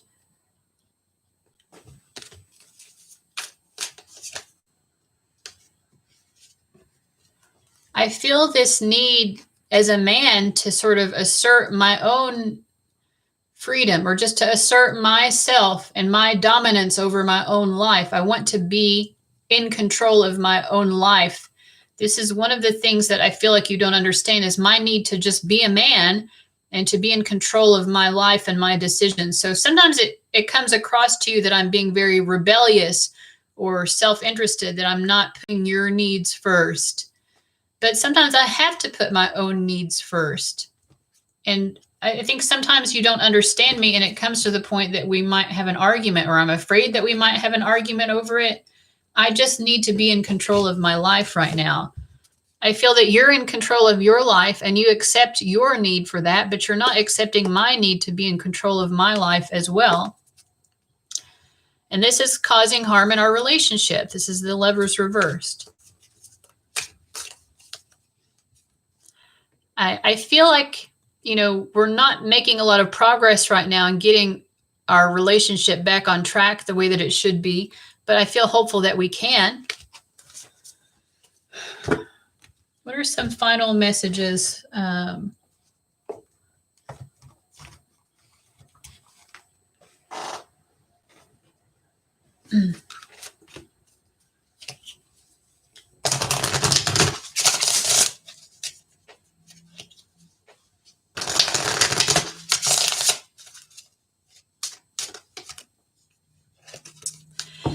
Being apart has been life-changing for me.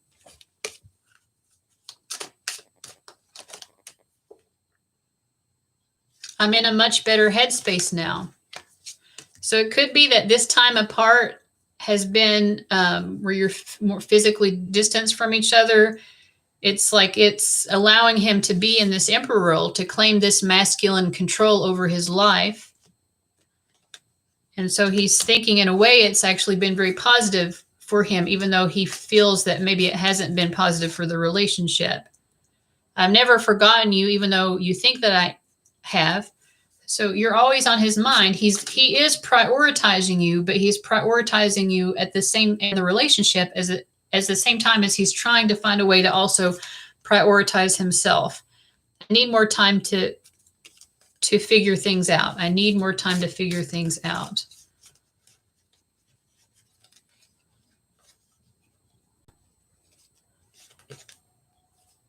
And then I can't seem to find the right words to say to you. So part of it might be that he does have trouble expressing himself. And then when he does express himself, he doesn't feel like you're either listening or that you're just not understanding what he's trying to say. And I think that most of what he wants you to understand is that, you know, he does get jealous about the fact that you have fun social times with other people.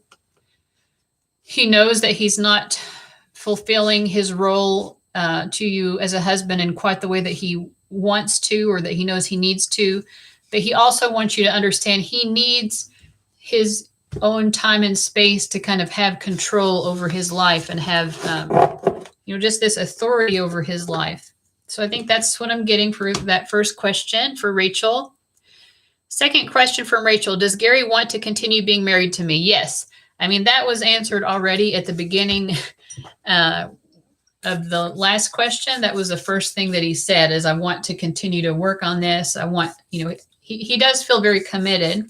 So that's already been answered, but I'm going to ask more about it. Okay, Spirit, what else can you say? Does he want to continue being married to her?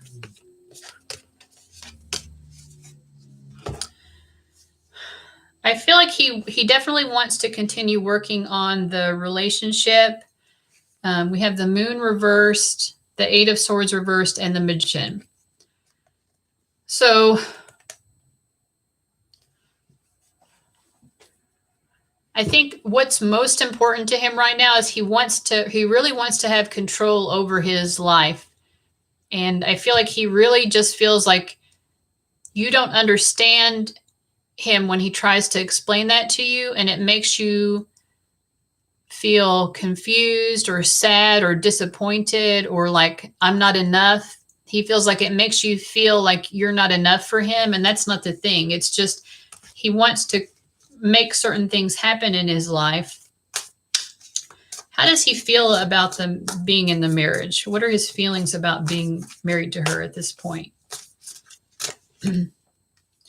Nine of Pentacles. I mean, it's almost like the two of you are single, because the Nine of Pentacles is a single card. You're both kind of like single in a way because you're both pursuing your own paths. But, he's like this falcon that comes into your life. I think he likes the way that your marriage is set up, that you can kind of both have your separate lives, but still come back together at the same time. Like maybe it's not like a traditional marriage, but he kind of likes that arrangement. And he feels in a way that that's kind of the happiest arrangement for the two of you. He might feel that you disagree about that. He thinks that you probably want the situation to be set up a little bit differently. But he's like, to me, you seem pretty happy. I mean, you seem happy with this arrangement, but at the same time, you say that you're not happy. But look at you. You're living your fullest life here. You're smiling. You're happy. but then you're telling me that it's not what you want, but it's making you happy the way that we are arranging things. So I don't understand why you're not happy with this arrangement, when to me it looks like your life is working out very beautifully with this being the way that it is. So we're really not understanding each other. I don't understand why you say that you don't like it, but at the same time, you seem like you're very happy. You know, I do also want, he's like, I do also want more closeness with you. I do want to be more emotionally connected to you. I really care about you. What else about how he feels about being in the relationship? We get the 9 of Cups. He feels like you're his treasure chest. There's a treasure chest right here, and this woman's heart is opening up with 10 cups coming out of it. You know, he feels like, he's like, I try to make you happy. I want to be your treasure chest too. I want to make you so happy. He sees you as very work-oriented. You're a hardworking person, and you find a lot of your joy in your work. So he's bringing that up. What is he wanting to say about that? She finds a lot of joy in her work. Yeah, you are out there making things happen for yourself in your work life, and that's what brings you so much joy.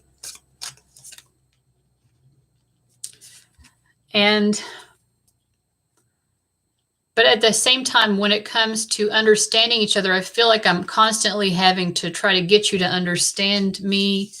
You're very sad. You're sad with me, but you're happy in your career life. And it feels we're just not, part of it is just that we're not really understanding each other's desires here. And we have the Queen of Swords reversed and the High Priestess reversed. He feels like sometimes you purposefully try not to understand him as a way to be cruel. He thinks you understand me and you pretend that you don't understand me. That's mean, because you know what I'm saying. You know what I mean. And you actually don't understand, but you do. This is what he's thinking. Strength reversed. He really feels like, because this came up before, he feels like sometimes you try to have too much control over the relationship and that you're never satisfied.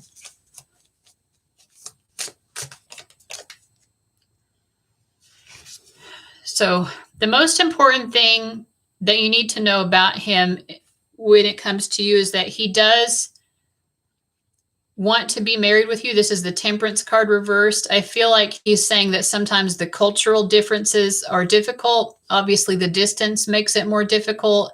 And so it's harder for you all to have that secure bond because of that. But he wants that bond with you.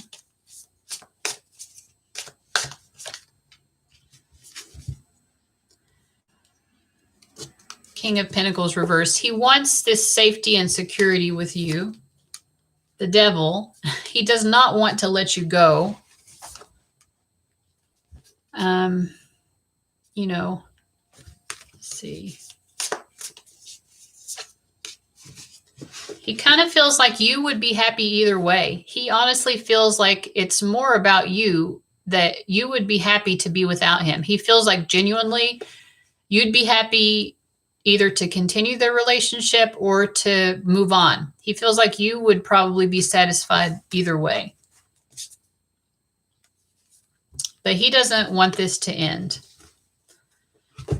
So anyway, I think hopefully that answers the question. Yeah, I think he wants to continue to be married with you. But there are definitely issues of, you know, not feeling understood. And he acknowledges, of course, that there are some just problems that need to be addressed. So, Rachel, I hope that helps. Let me scroll down here and see what Sierra was saying. Okay, Sierra. All right, Sierra, are you still here with me now that I've finished up Rachel's reading?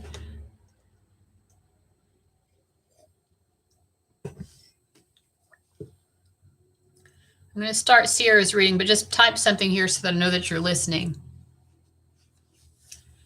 Why did Robert block me, and will he come back, or should I just let it go? Because it happened so fast and everything was going good, and did he even have true feelings towards me? I'm going to use the Everyday Witch Tarot. All right, Sierra, are you here?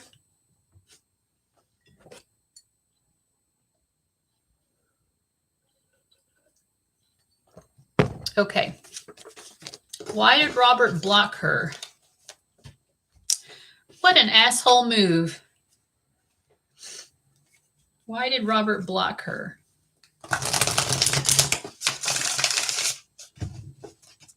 Why did Robert block Sierra?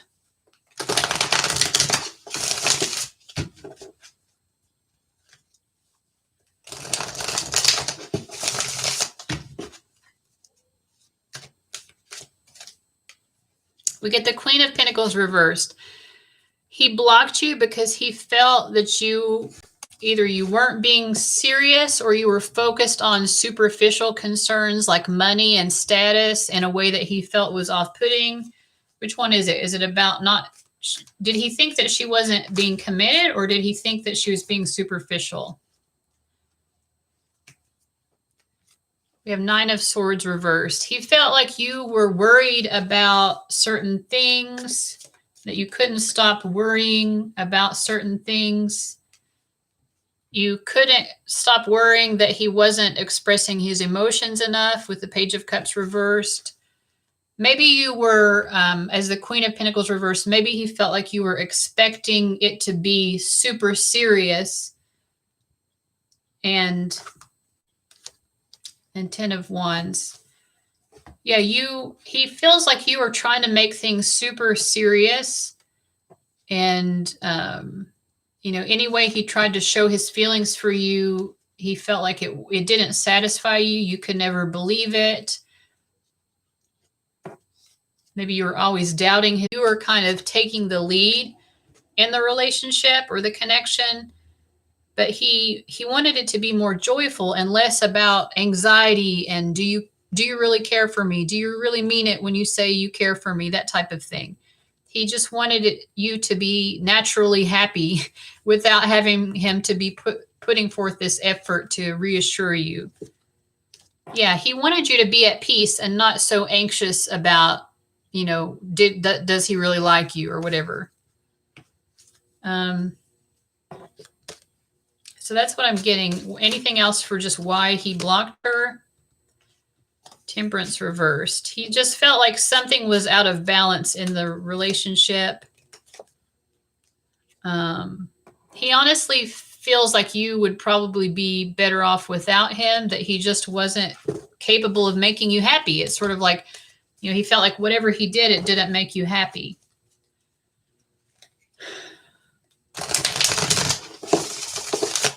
So is he likely to come back?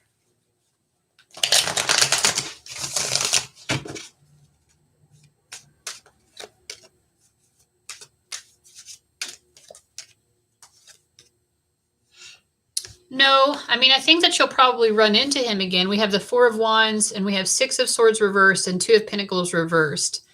I don't think that it will, but I do think that you'll probably run into him again. But I don't think he's gonna come back in the sense of trying to date you again or anything like that. I think that you're still going to be either running into him or you'll hear other people talk about him and you'll be finding out things about what's going on in his life and vice versa. So did he ever have true feelings? The thing is, I think that was part of the problem for him, is that you never believed that he had true feelings. So I do believe that he did, because he was frustrated that you never seemed to believe it. But let's just ask, what were his feelings for her?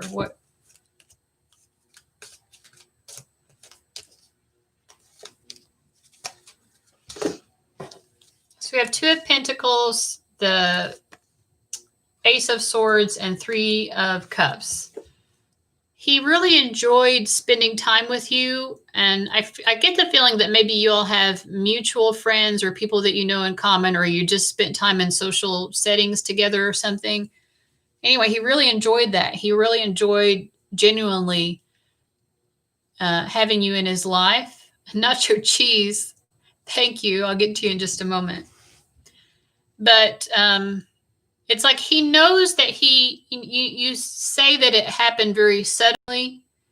It happened so fast. He thinks so too. I feel like he sort of pounced into your life. He knows that he pounced into your life and he sort of kind of changed your life, that you may have seen your life going in a different direction, and then he pounced in and he kind of threw you off balance.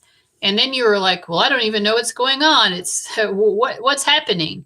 So it's like primarily he was very interested in your reaction to him. He liked spending time with you, and he liked sort of like psychoanalyzing you. Like, what's she thinking about me? How does she view this? I'm clarifying the Three of Cups with the Strength card. He really liked you. Yes, I would say that he was attracted to you. Is it like true love? True love? I'm not sure if it was ever that strong, but he felt an emotional and a sexual attraction to you. He definitely liked being in your presence. I feel like he could kind of tell that you wanted a future with him, and he definitely considered that as well himself. But I just keep feeling like he was sort of like letting you take the lead here.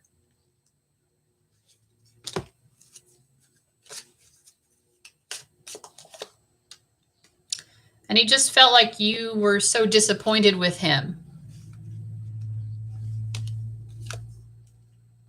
Yeah, he definitely feels like you were probably putting more energy into making it work. And he was very interested in kind of like watching you do that, or observing your reactions to him and how you tried to make it work.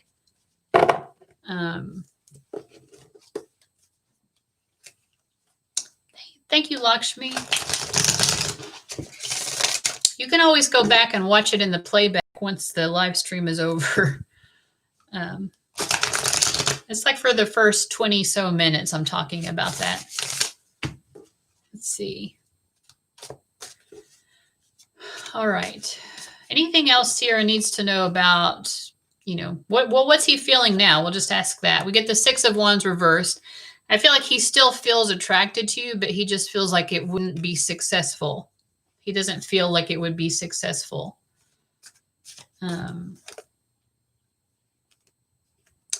And I think the most important lesson for you here is the Knight of Swords. It's like really standing up for what you want out of a relationship and not really putting up with any nonsense. I mean, that's kind of the major lesson I feel like you were meant to learn here.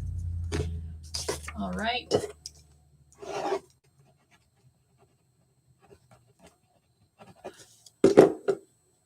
Does he still think about you? Yes. We'll pull one card for that. But yeah, I mean, he definitely still thinks about you is the feeling that I get. He thinks a lot about how things started with the two of you. He feels like he sort of like kind of jumped into your life and upset the balance. She's standing on a teeter-totter here and this cat is jumping in. He thinks about that a lot. Like, well, I just jumped into her life and totally changed the direction of her life. And then the Nine of Wands, he's like, I caused a lot of trouble in her life. But it's a little bit like he likes that. He likes the fact that he jumped into your life and he upset, the whole course of your life. It's like there's almost like a mischievous feeling, like he feels like he got away with something. I jumped into her life and I caused some chaos and then I jumped out. Yeah, I don't think that he ever really had intentions to be serious with you from the beginning. I don't think, because this is the Four of Pentacles reversed, the King of Wands reversed, I don't think he ever at any point had an idea that he was going to have something serious with you. But he did get the idea at some point that you saw it that way. And once he noticed that you were thinking about it in a more serious, committed type of a way, he did consider that, or at least he allowed himself to think about it. But it wasn't really ever his intention, even from the outset. He never really intended to try to give you something serious.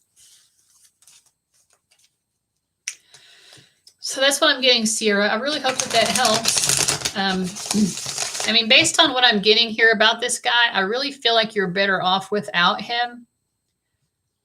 You know, because he's proud about the fact that he, you know, took you out of balance. That's not very nice. It's like he's happy. It's like you know, he's happy that he jumped into your life and kind of like ruined it. Not that he ruined your life, but like he's kind of happy that he created some sort of chaos or uncertainty in your life. So this is not a very positive energy to keep around. Okay, so Nacho Cheese, are you still here? What a fun name, Nacho Cheese. Why though? Some people just like to do that. Some people are just assholes, you know. To block someone and ghost them, for one thing, is an asshole move, in my opinion. So he's an asshole. I mean, that's why sometimes it's just that simple. I feel like this guy is an asshole. To be proud of the fact that you caused a disturbance in somebody's life, that's not cool. He's just not a cool person. All right. So let me go ahead and move on into Nacho Cheeses. Why did Gemini block me and stay quiet for so long? Again, another blockage. These blockers, what's wrong with these people?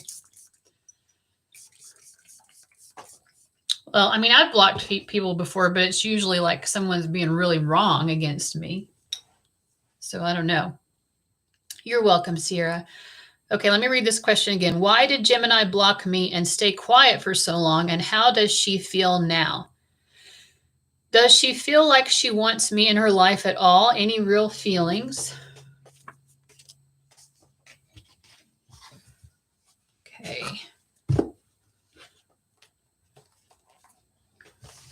Why did Gemini block Nacho Cheese? Gemini and Nacho.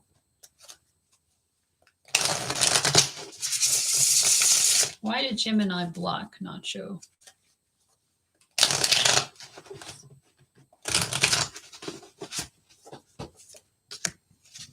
Okay, so for Gemini, we get the Lovers Reversed. This is also the Gemini card, interestingly. So Lovers Reversed. Okay, so your energy here is the Judgment card. Their energy is the Lovers Reverse. I'm going to clarify both of these. Why did Gemini block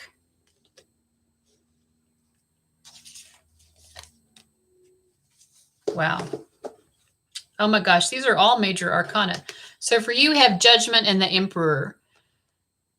Okay, so this is kind of similar to Sierra's. She thought that you definitely wanted something major with her. She thought you wanted something very serious and that you were very determined to bring that about, like a very serious relationship. Maybe you were even demonstrating it with gifts, you know, showering her with gifts, but you were definitely trying to be very in charge of this relationship or this connection. And yes, Giselle, you can go ahead and order one. Yeah, so yeah, she thought that you were very serious, and she was also attracted to you here with the Lovers card, but it's reversed and it's with the Fool card. So it's almost like she was attracted to you, but she didn't think that you were the best option. I mean, I'm sorry to put it so bluntly, but she felt like the grass might be greener elsewhere. Why did she feel that way? Why did she feel that way? We get the Ace of Wands reversed and the Wheel of Fortune. I feel like she just didn't feel like the chemistry was what she wanted it to be. She didn't feel like the chemistry. Yeah, she was attracted, but she just didn't feel like the chemistry was what it could be. She felt like she could find better chemistry with someone else. Empress Reversed. And honestly, she probably is not ready to really settle down. She wants to sow her wild oats. I know we use that phrase for men a lot, but the Empress Reverse can be kind of like that. Someone who just kind of wants to date around more, even maybe to have sex with different people. I think she is very sexual. I'm getting she's very interested in sex. And I think she just wanted to have sex with other people. She didn't want to be settled down into this very serious commitment that she felt like is what you wanted. That just isn't the phase of life that she's in. We get Nine of Cups reversed. She didn't feel like that was what was going to make her the happiest. You know, she's like, yeah, I feel attracted to you, but I can definitely feel attracted to other people too. And maybe I can have actually more chemistry with those people. She also felt that you were a little bit insecure and you needed to be validated. She needed to kind of calm your fears, or she could have felt also that you were very suspicious of her or something, and she didn't like the energy of that. Yeah, she definitely didn't like, she felt like sometimes you were suspicious or that you, yeah, something like that. And she did not like that at all. It made her kind of angry, and I think that really put her off.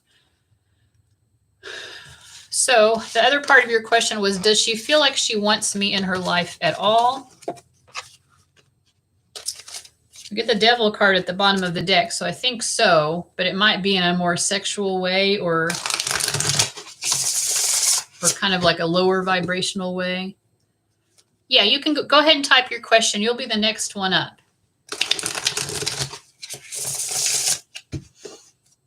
Okay, so does Gemini want Nacho in her life? She's still attracted to you with the Devil card, but we also have Two of Swords reversed. So she doesn't really feel like the two of you are seeing eye to eye, because I think she wants to date other people. So I feel like she would be open to still seeing you, but she, with the Queen of Wands reversed and the Empress Reverse, she wants to be able to see other people, including maybe having sex with other people. You know, she doesn't want to be just limited to one partner right now. And so she feels like you're not understanding that. If you would be open to that, then yeah, she might still want to date you, but she doesn't really feel like you'd be okay with that. King of Cups reversed. I think she feels that you're way more into her emotionally than she is, because she's just not wanting to be that emotionally committed. You know, she's like, we could have a good time together and have a lot of happiness together if you want, but you know, she's feeling like you're maybe a little too possessive. She's like, we could have fun together, but you can't just have me.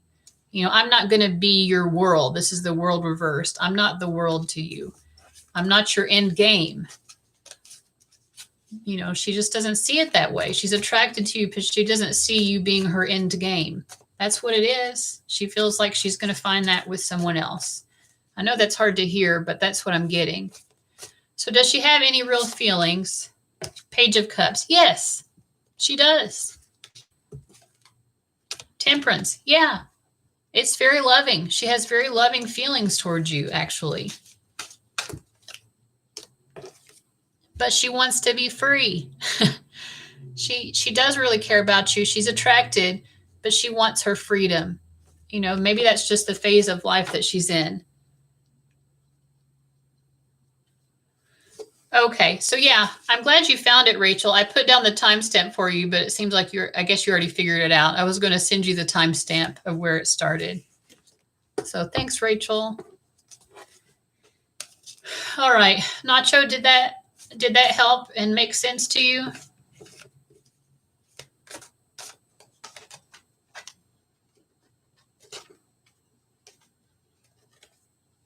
You know, I feel like you will find that person. We have the Judgment card coming up again. I think you want to be in a situation that's just, it's like Christmas all the time, and you want to be very generous to your lover. And then we have the Moon reversed. It's hard for you to see beyond this particular moment right now because your emotions are so attached to this Gemini. But you will be able to find this with someone else who will appreciate it a lot more, actually. And with the Devil card, it will be someone who really turns you on as well. So don't worry. Don't get too attached to this Gemini person. If you wanted to just date them, I think they would be okay with it. But otherwise, I just don't think it's really going to go where you want it to go. I hope that helps, Nacho. All right, I'm going to go ahead and move on to Giselle's, and this is going to be my last reading.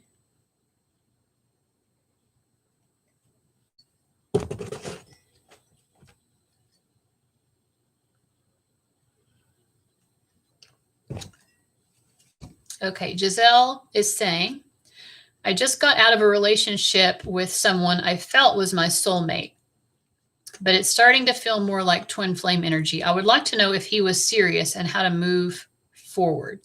He is Scorpio and I am Leo.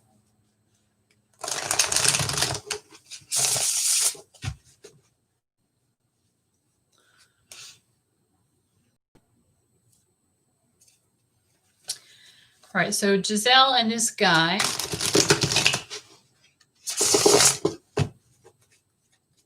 Was he serious? Was this guy serious?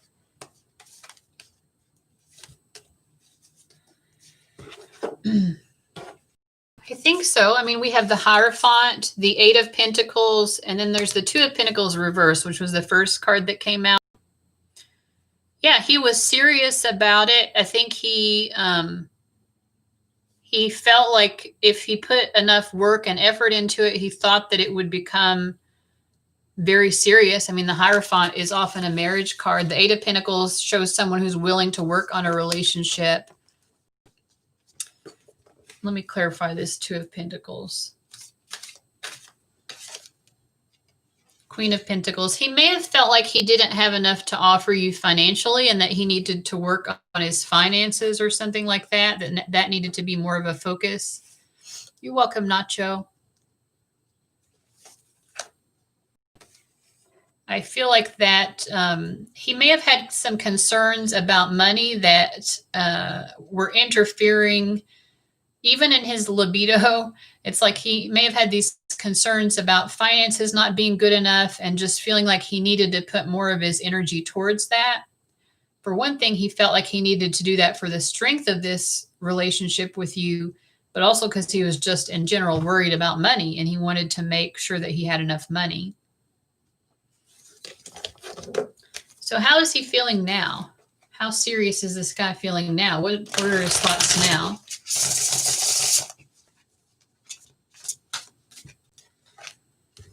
Death. He definitely feels like the two of you are going through a very important transformation moment. I mean, obviously you broke up, right? I think he's trying to process all of that. He's definitely trying to heal from this breakup. He's in his emotions for you a lot right now. So I do feel like he's the King of Cups reversed, which shows me that he's having trouble with his emotions regarding you. He's having trouble processing this ending, but he's working on it. He's trying to heal himself from the breakup. He's struggling emotionally right now.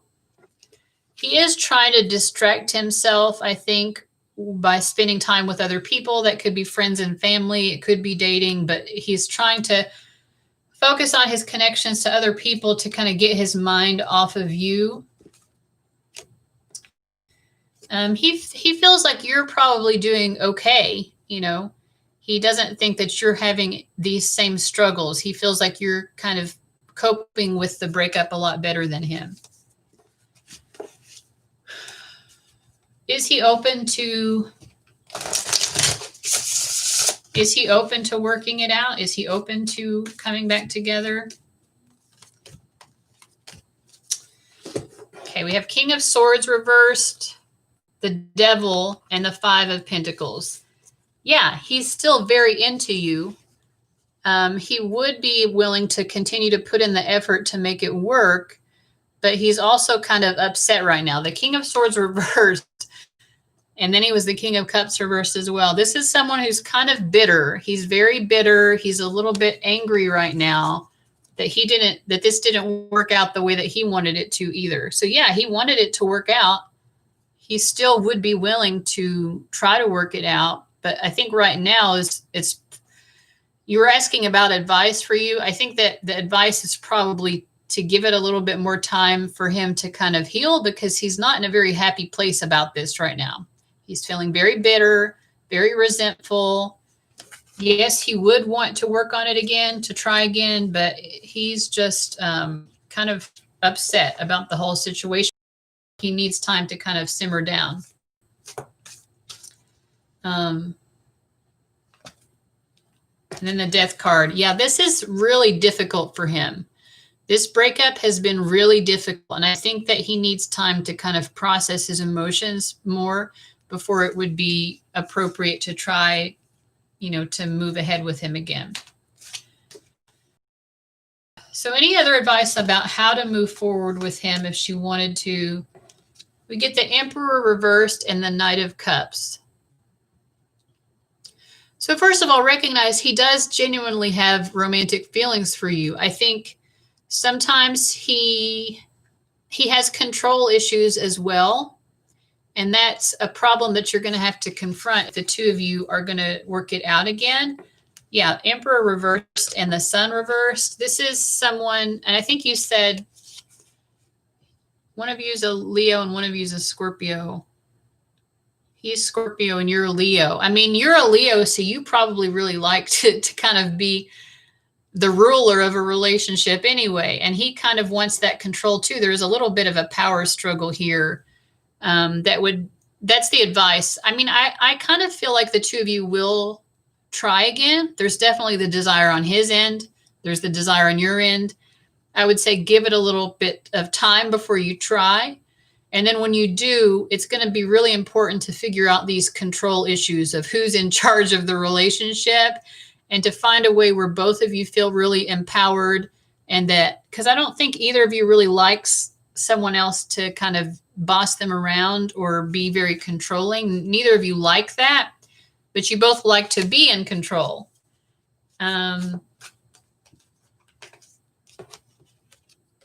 Yeah, I think that we have King of Pentacles and Two of Wands. Give it some time. I think that the two of you will come back together and you will try again. And it's just about when you do that, again, just focus on having a little bit more balance where both people feel like they're in control. And then the Hermit. Yeah, take this time in the meantime to really look within and just to focus on yourself. Enjoy this time apart from him. Don't let this just be a purgatory, you know, like try to really enjoy this moment. Find the meaning in the time apart. And I do really feel Ace of Pentacles. I really feel that there is still promise here. There is still hope. And I do feel like the two of you will give it another chance. And I think because he is really very interested in making it work. He really has a strong interest. So I kind of feel like you will have another chance, and it does seem very promising because of how willing he is to work on it. So that's what I think. All right, and then Nacho, how does Virgo feel about me? Would she be a good long-term partner? All right. How does Virgo feel? Now, this is the last reading, guys. Oh, yeah. Well, just know that his heart is definitely aching as well. He's having a lot of trouble with this too. But I do really feel like the future, you will come back together. So just give it some time. It'll be okay. All right. How does Virgo feel about Nacho? Would she be a good long-term partner? You love those Mercury ruled signs. Virgo and Gemini are the two signs ruled by Mercury. Okay, how does Virgo feel about Nacho? How does Virgo feel about Nacho? We've got Judgment Reversed, Five of Pentacles Reversed, and Ace of Wands. I don't really think that I don't really think that Virgo is that interested.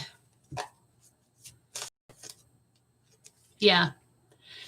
Are you just, Nacho, I feel like you might have a pattern of getting attracted to people who don't want to commit. Why? I think that you need to examine that.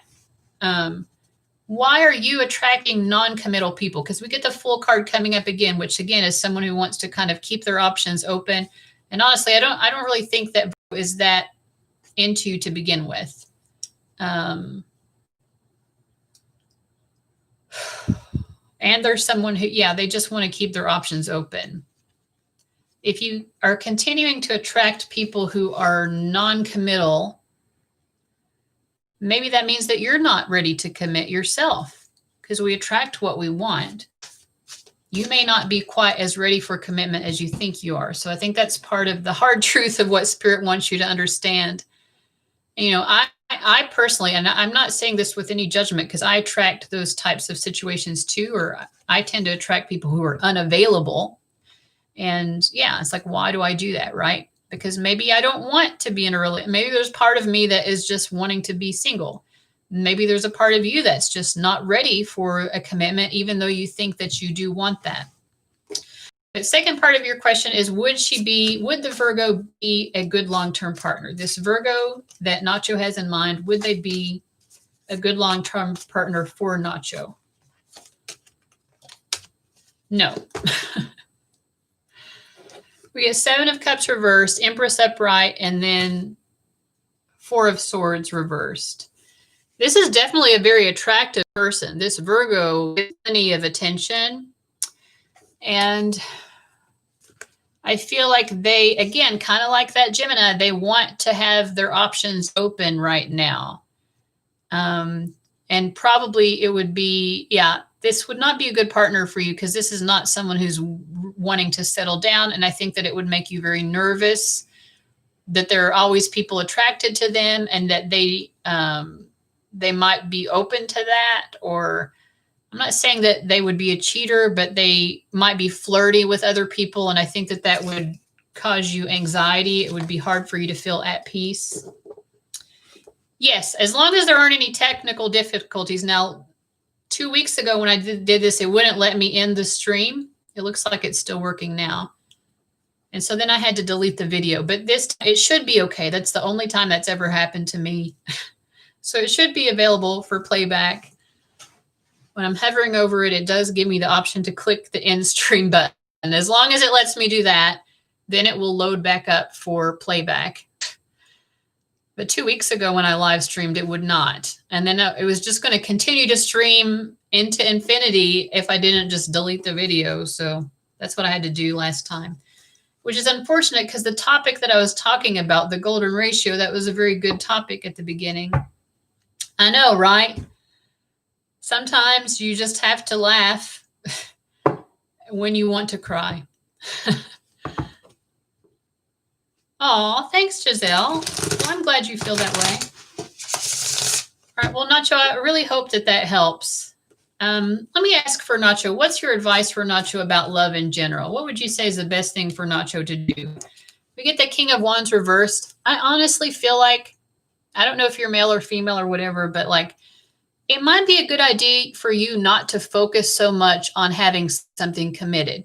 Maybe it would be a good idea for you yourself to kind of date around or talk to different people, and not try to force something so quickly into being a relationship. Yes, one more, and then this will be my absolutely last one.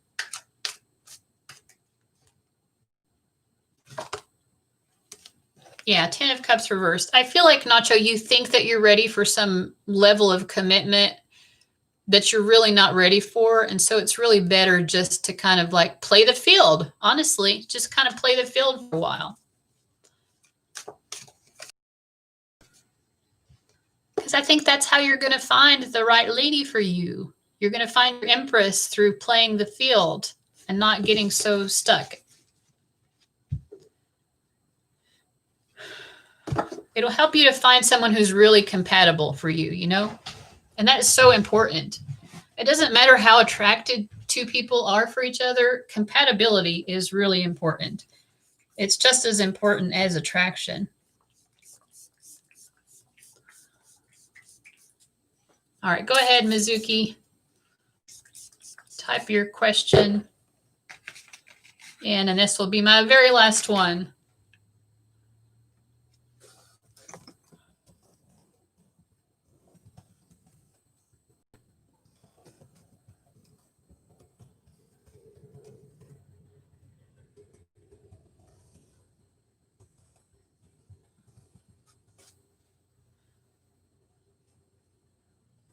All right. Hit me with your question.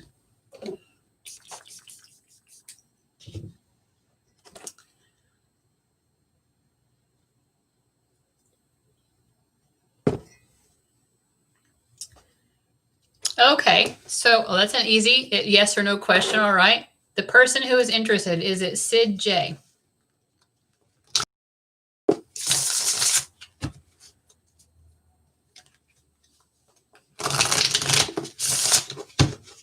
The person we were talking about before being interested, was it Sid J?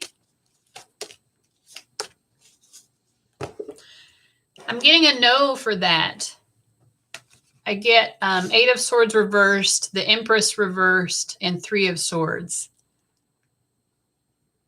I feel like Sid J, there might have been some unhappiness there, a little bit of hurt feelings, either on your side or theirs. I feel like it's more their side, that Sid was attracted to you, but it's either that they felt rejected by you because maybe you couldn't accept. I mean, they were, I do feel like they were attracted, because otherwise why would they get hurt? But I don't think it's the person that we were talking about. So yeah, I do think this person had an attraction, but I don't think it's the person that we were talking about before. I might just be making you more confused. What's the most important thing for Mizuki to know about this person that we were talking about earlier? Why did that?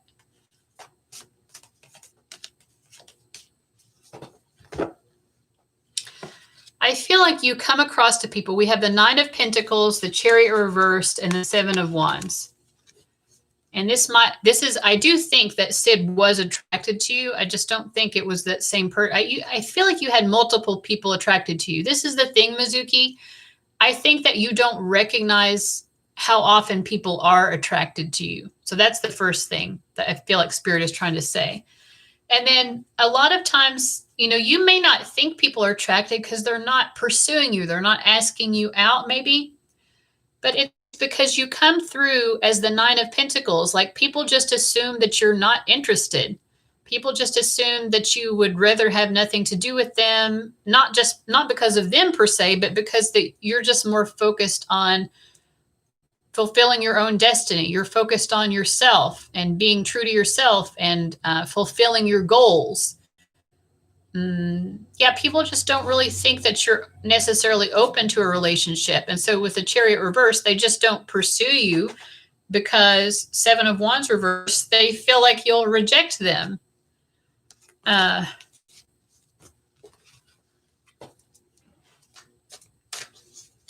If she wants to be in a relationship, what's your guidance for her? We have the World card. I think that, when you do finally get into a relationship, it's going to be a really good one. And also, Spirit is reminding you that, of course, you want to wait until it's going to be a really good one. And you may not even realize it, but with this 9 of Pentacles, there's a part of you that is, whether you're doing it overtly or not, there is a part of you that is rejecting suitors. There are people who are interested, and energetically, whether you're consciously aware of it or not, but energetically, you actually are rejecting these people, and they can sense that. Are you rejecting them? Because you're waiting around for the best possible option. You have high standards, and that's a very positive thing. And because you're waiting around for, these high standards to be met, which is positive, you're not going to have a relationship until we have 6 of Cups reversed and the 4 of Wands reversed. You're not going to have a relationship until someone who can meet those high standards comes along.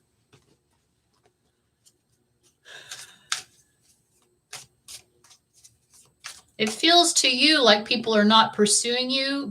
Really, you're the one choosing to block their energy in a way. Because I feel like you already can kind of tell this isn't going to be the right person for me. Maybe your conscious mind thinks so, but your higher self is aware this is not really the right person for me.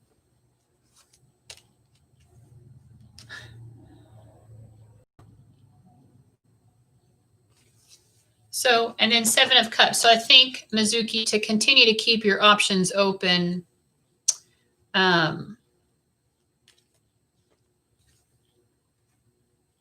until you find that right person. You can tell what, though?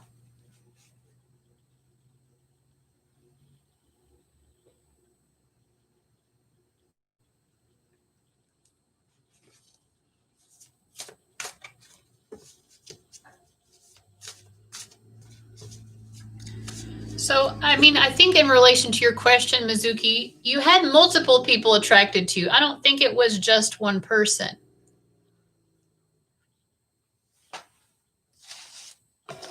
Anyway, I hope that it makes sense at some level. Nacho Cheese, is it bad that the Virgo is my girlfriend? Well, I am a little confused because I was getting the energy that you were trying to have something serious, but there are two different people. So you had a girlfriend who's a Virgo, and then you were trying to date some Gemini as well. So yeah, I mean, that's confusing. If you're thinking that you're wanting something committed,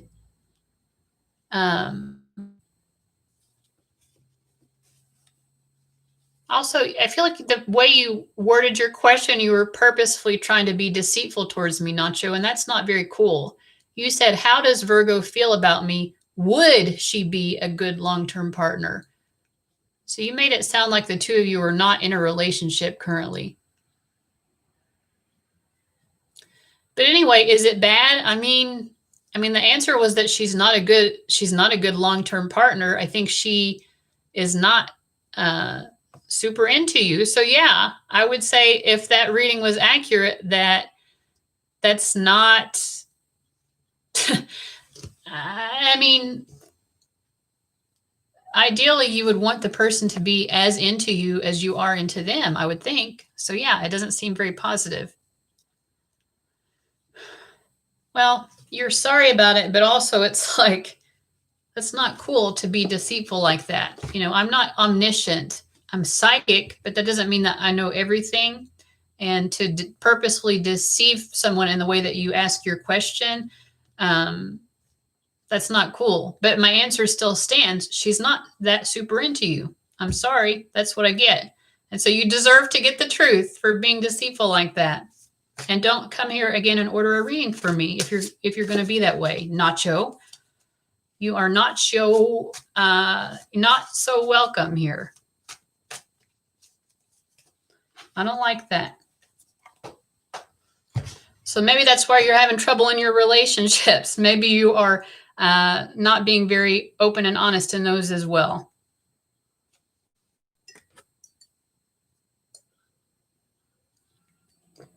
All right. Well, thanks to everyone for showing up here. See ya. Bye.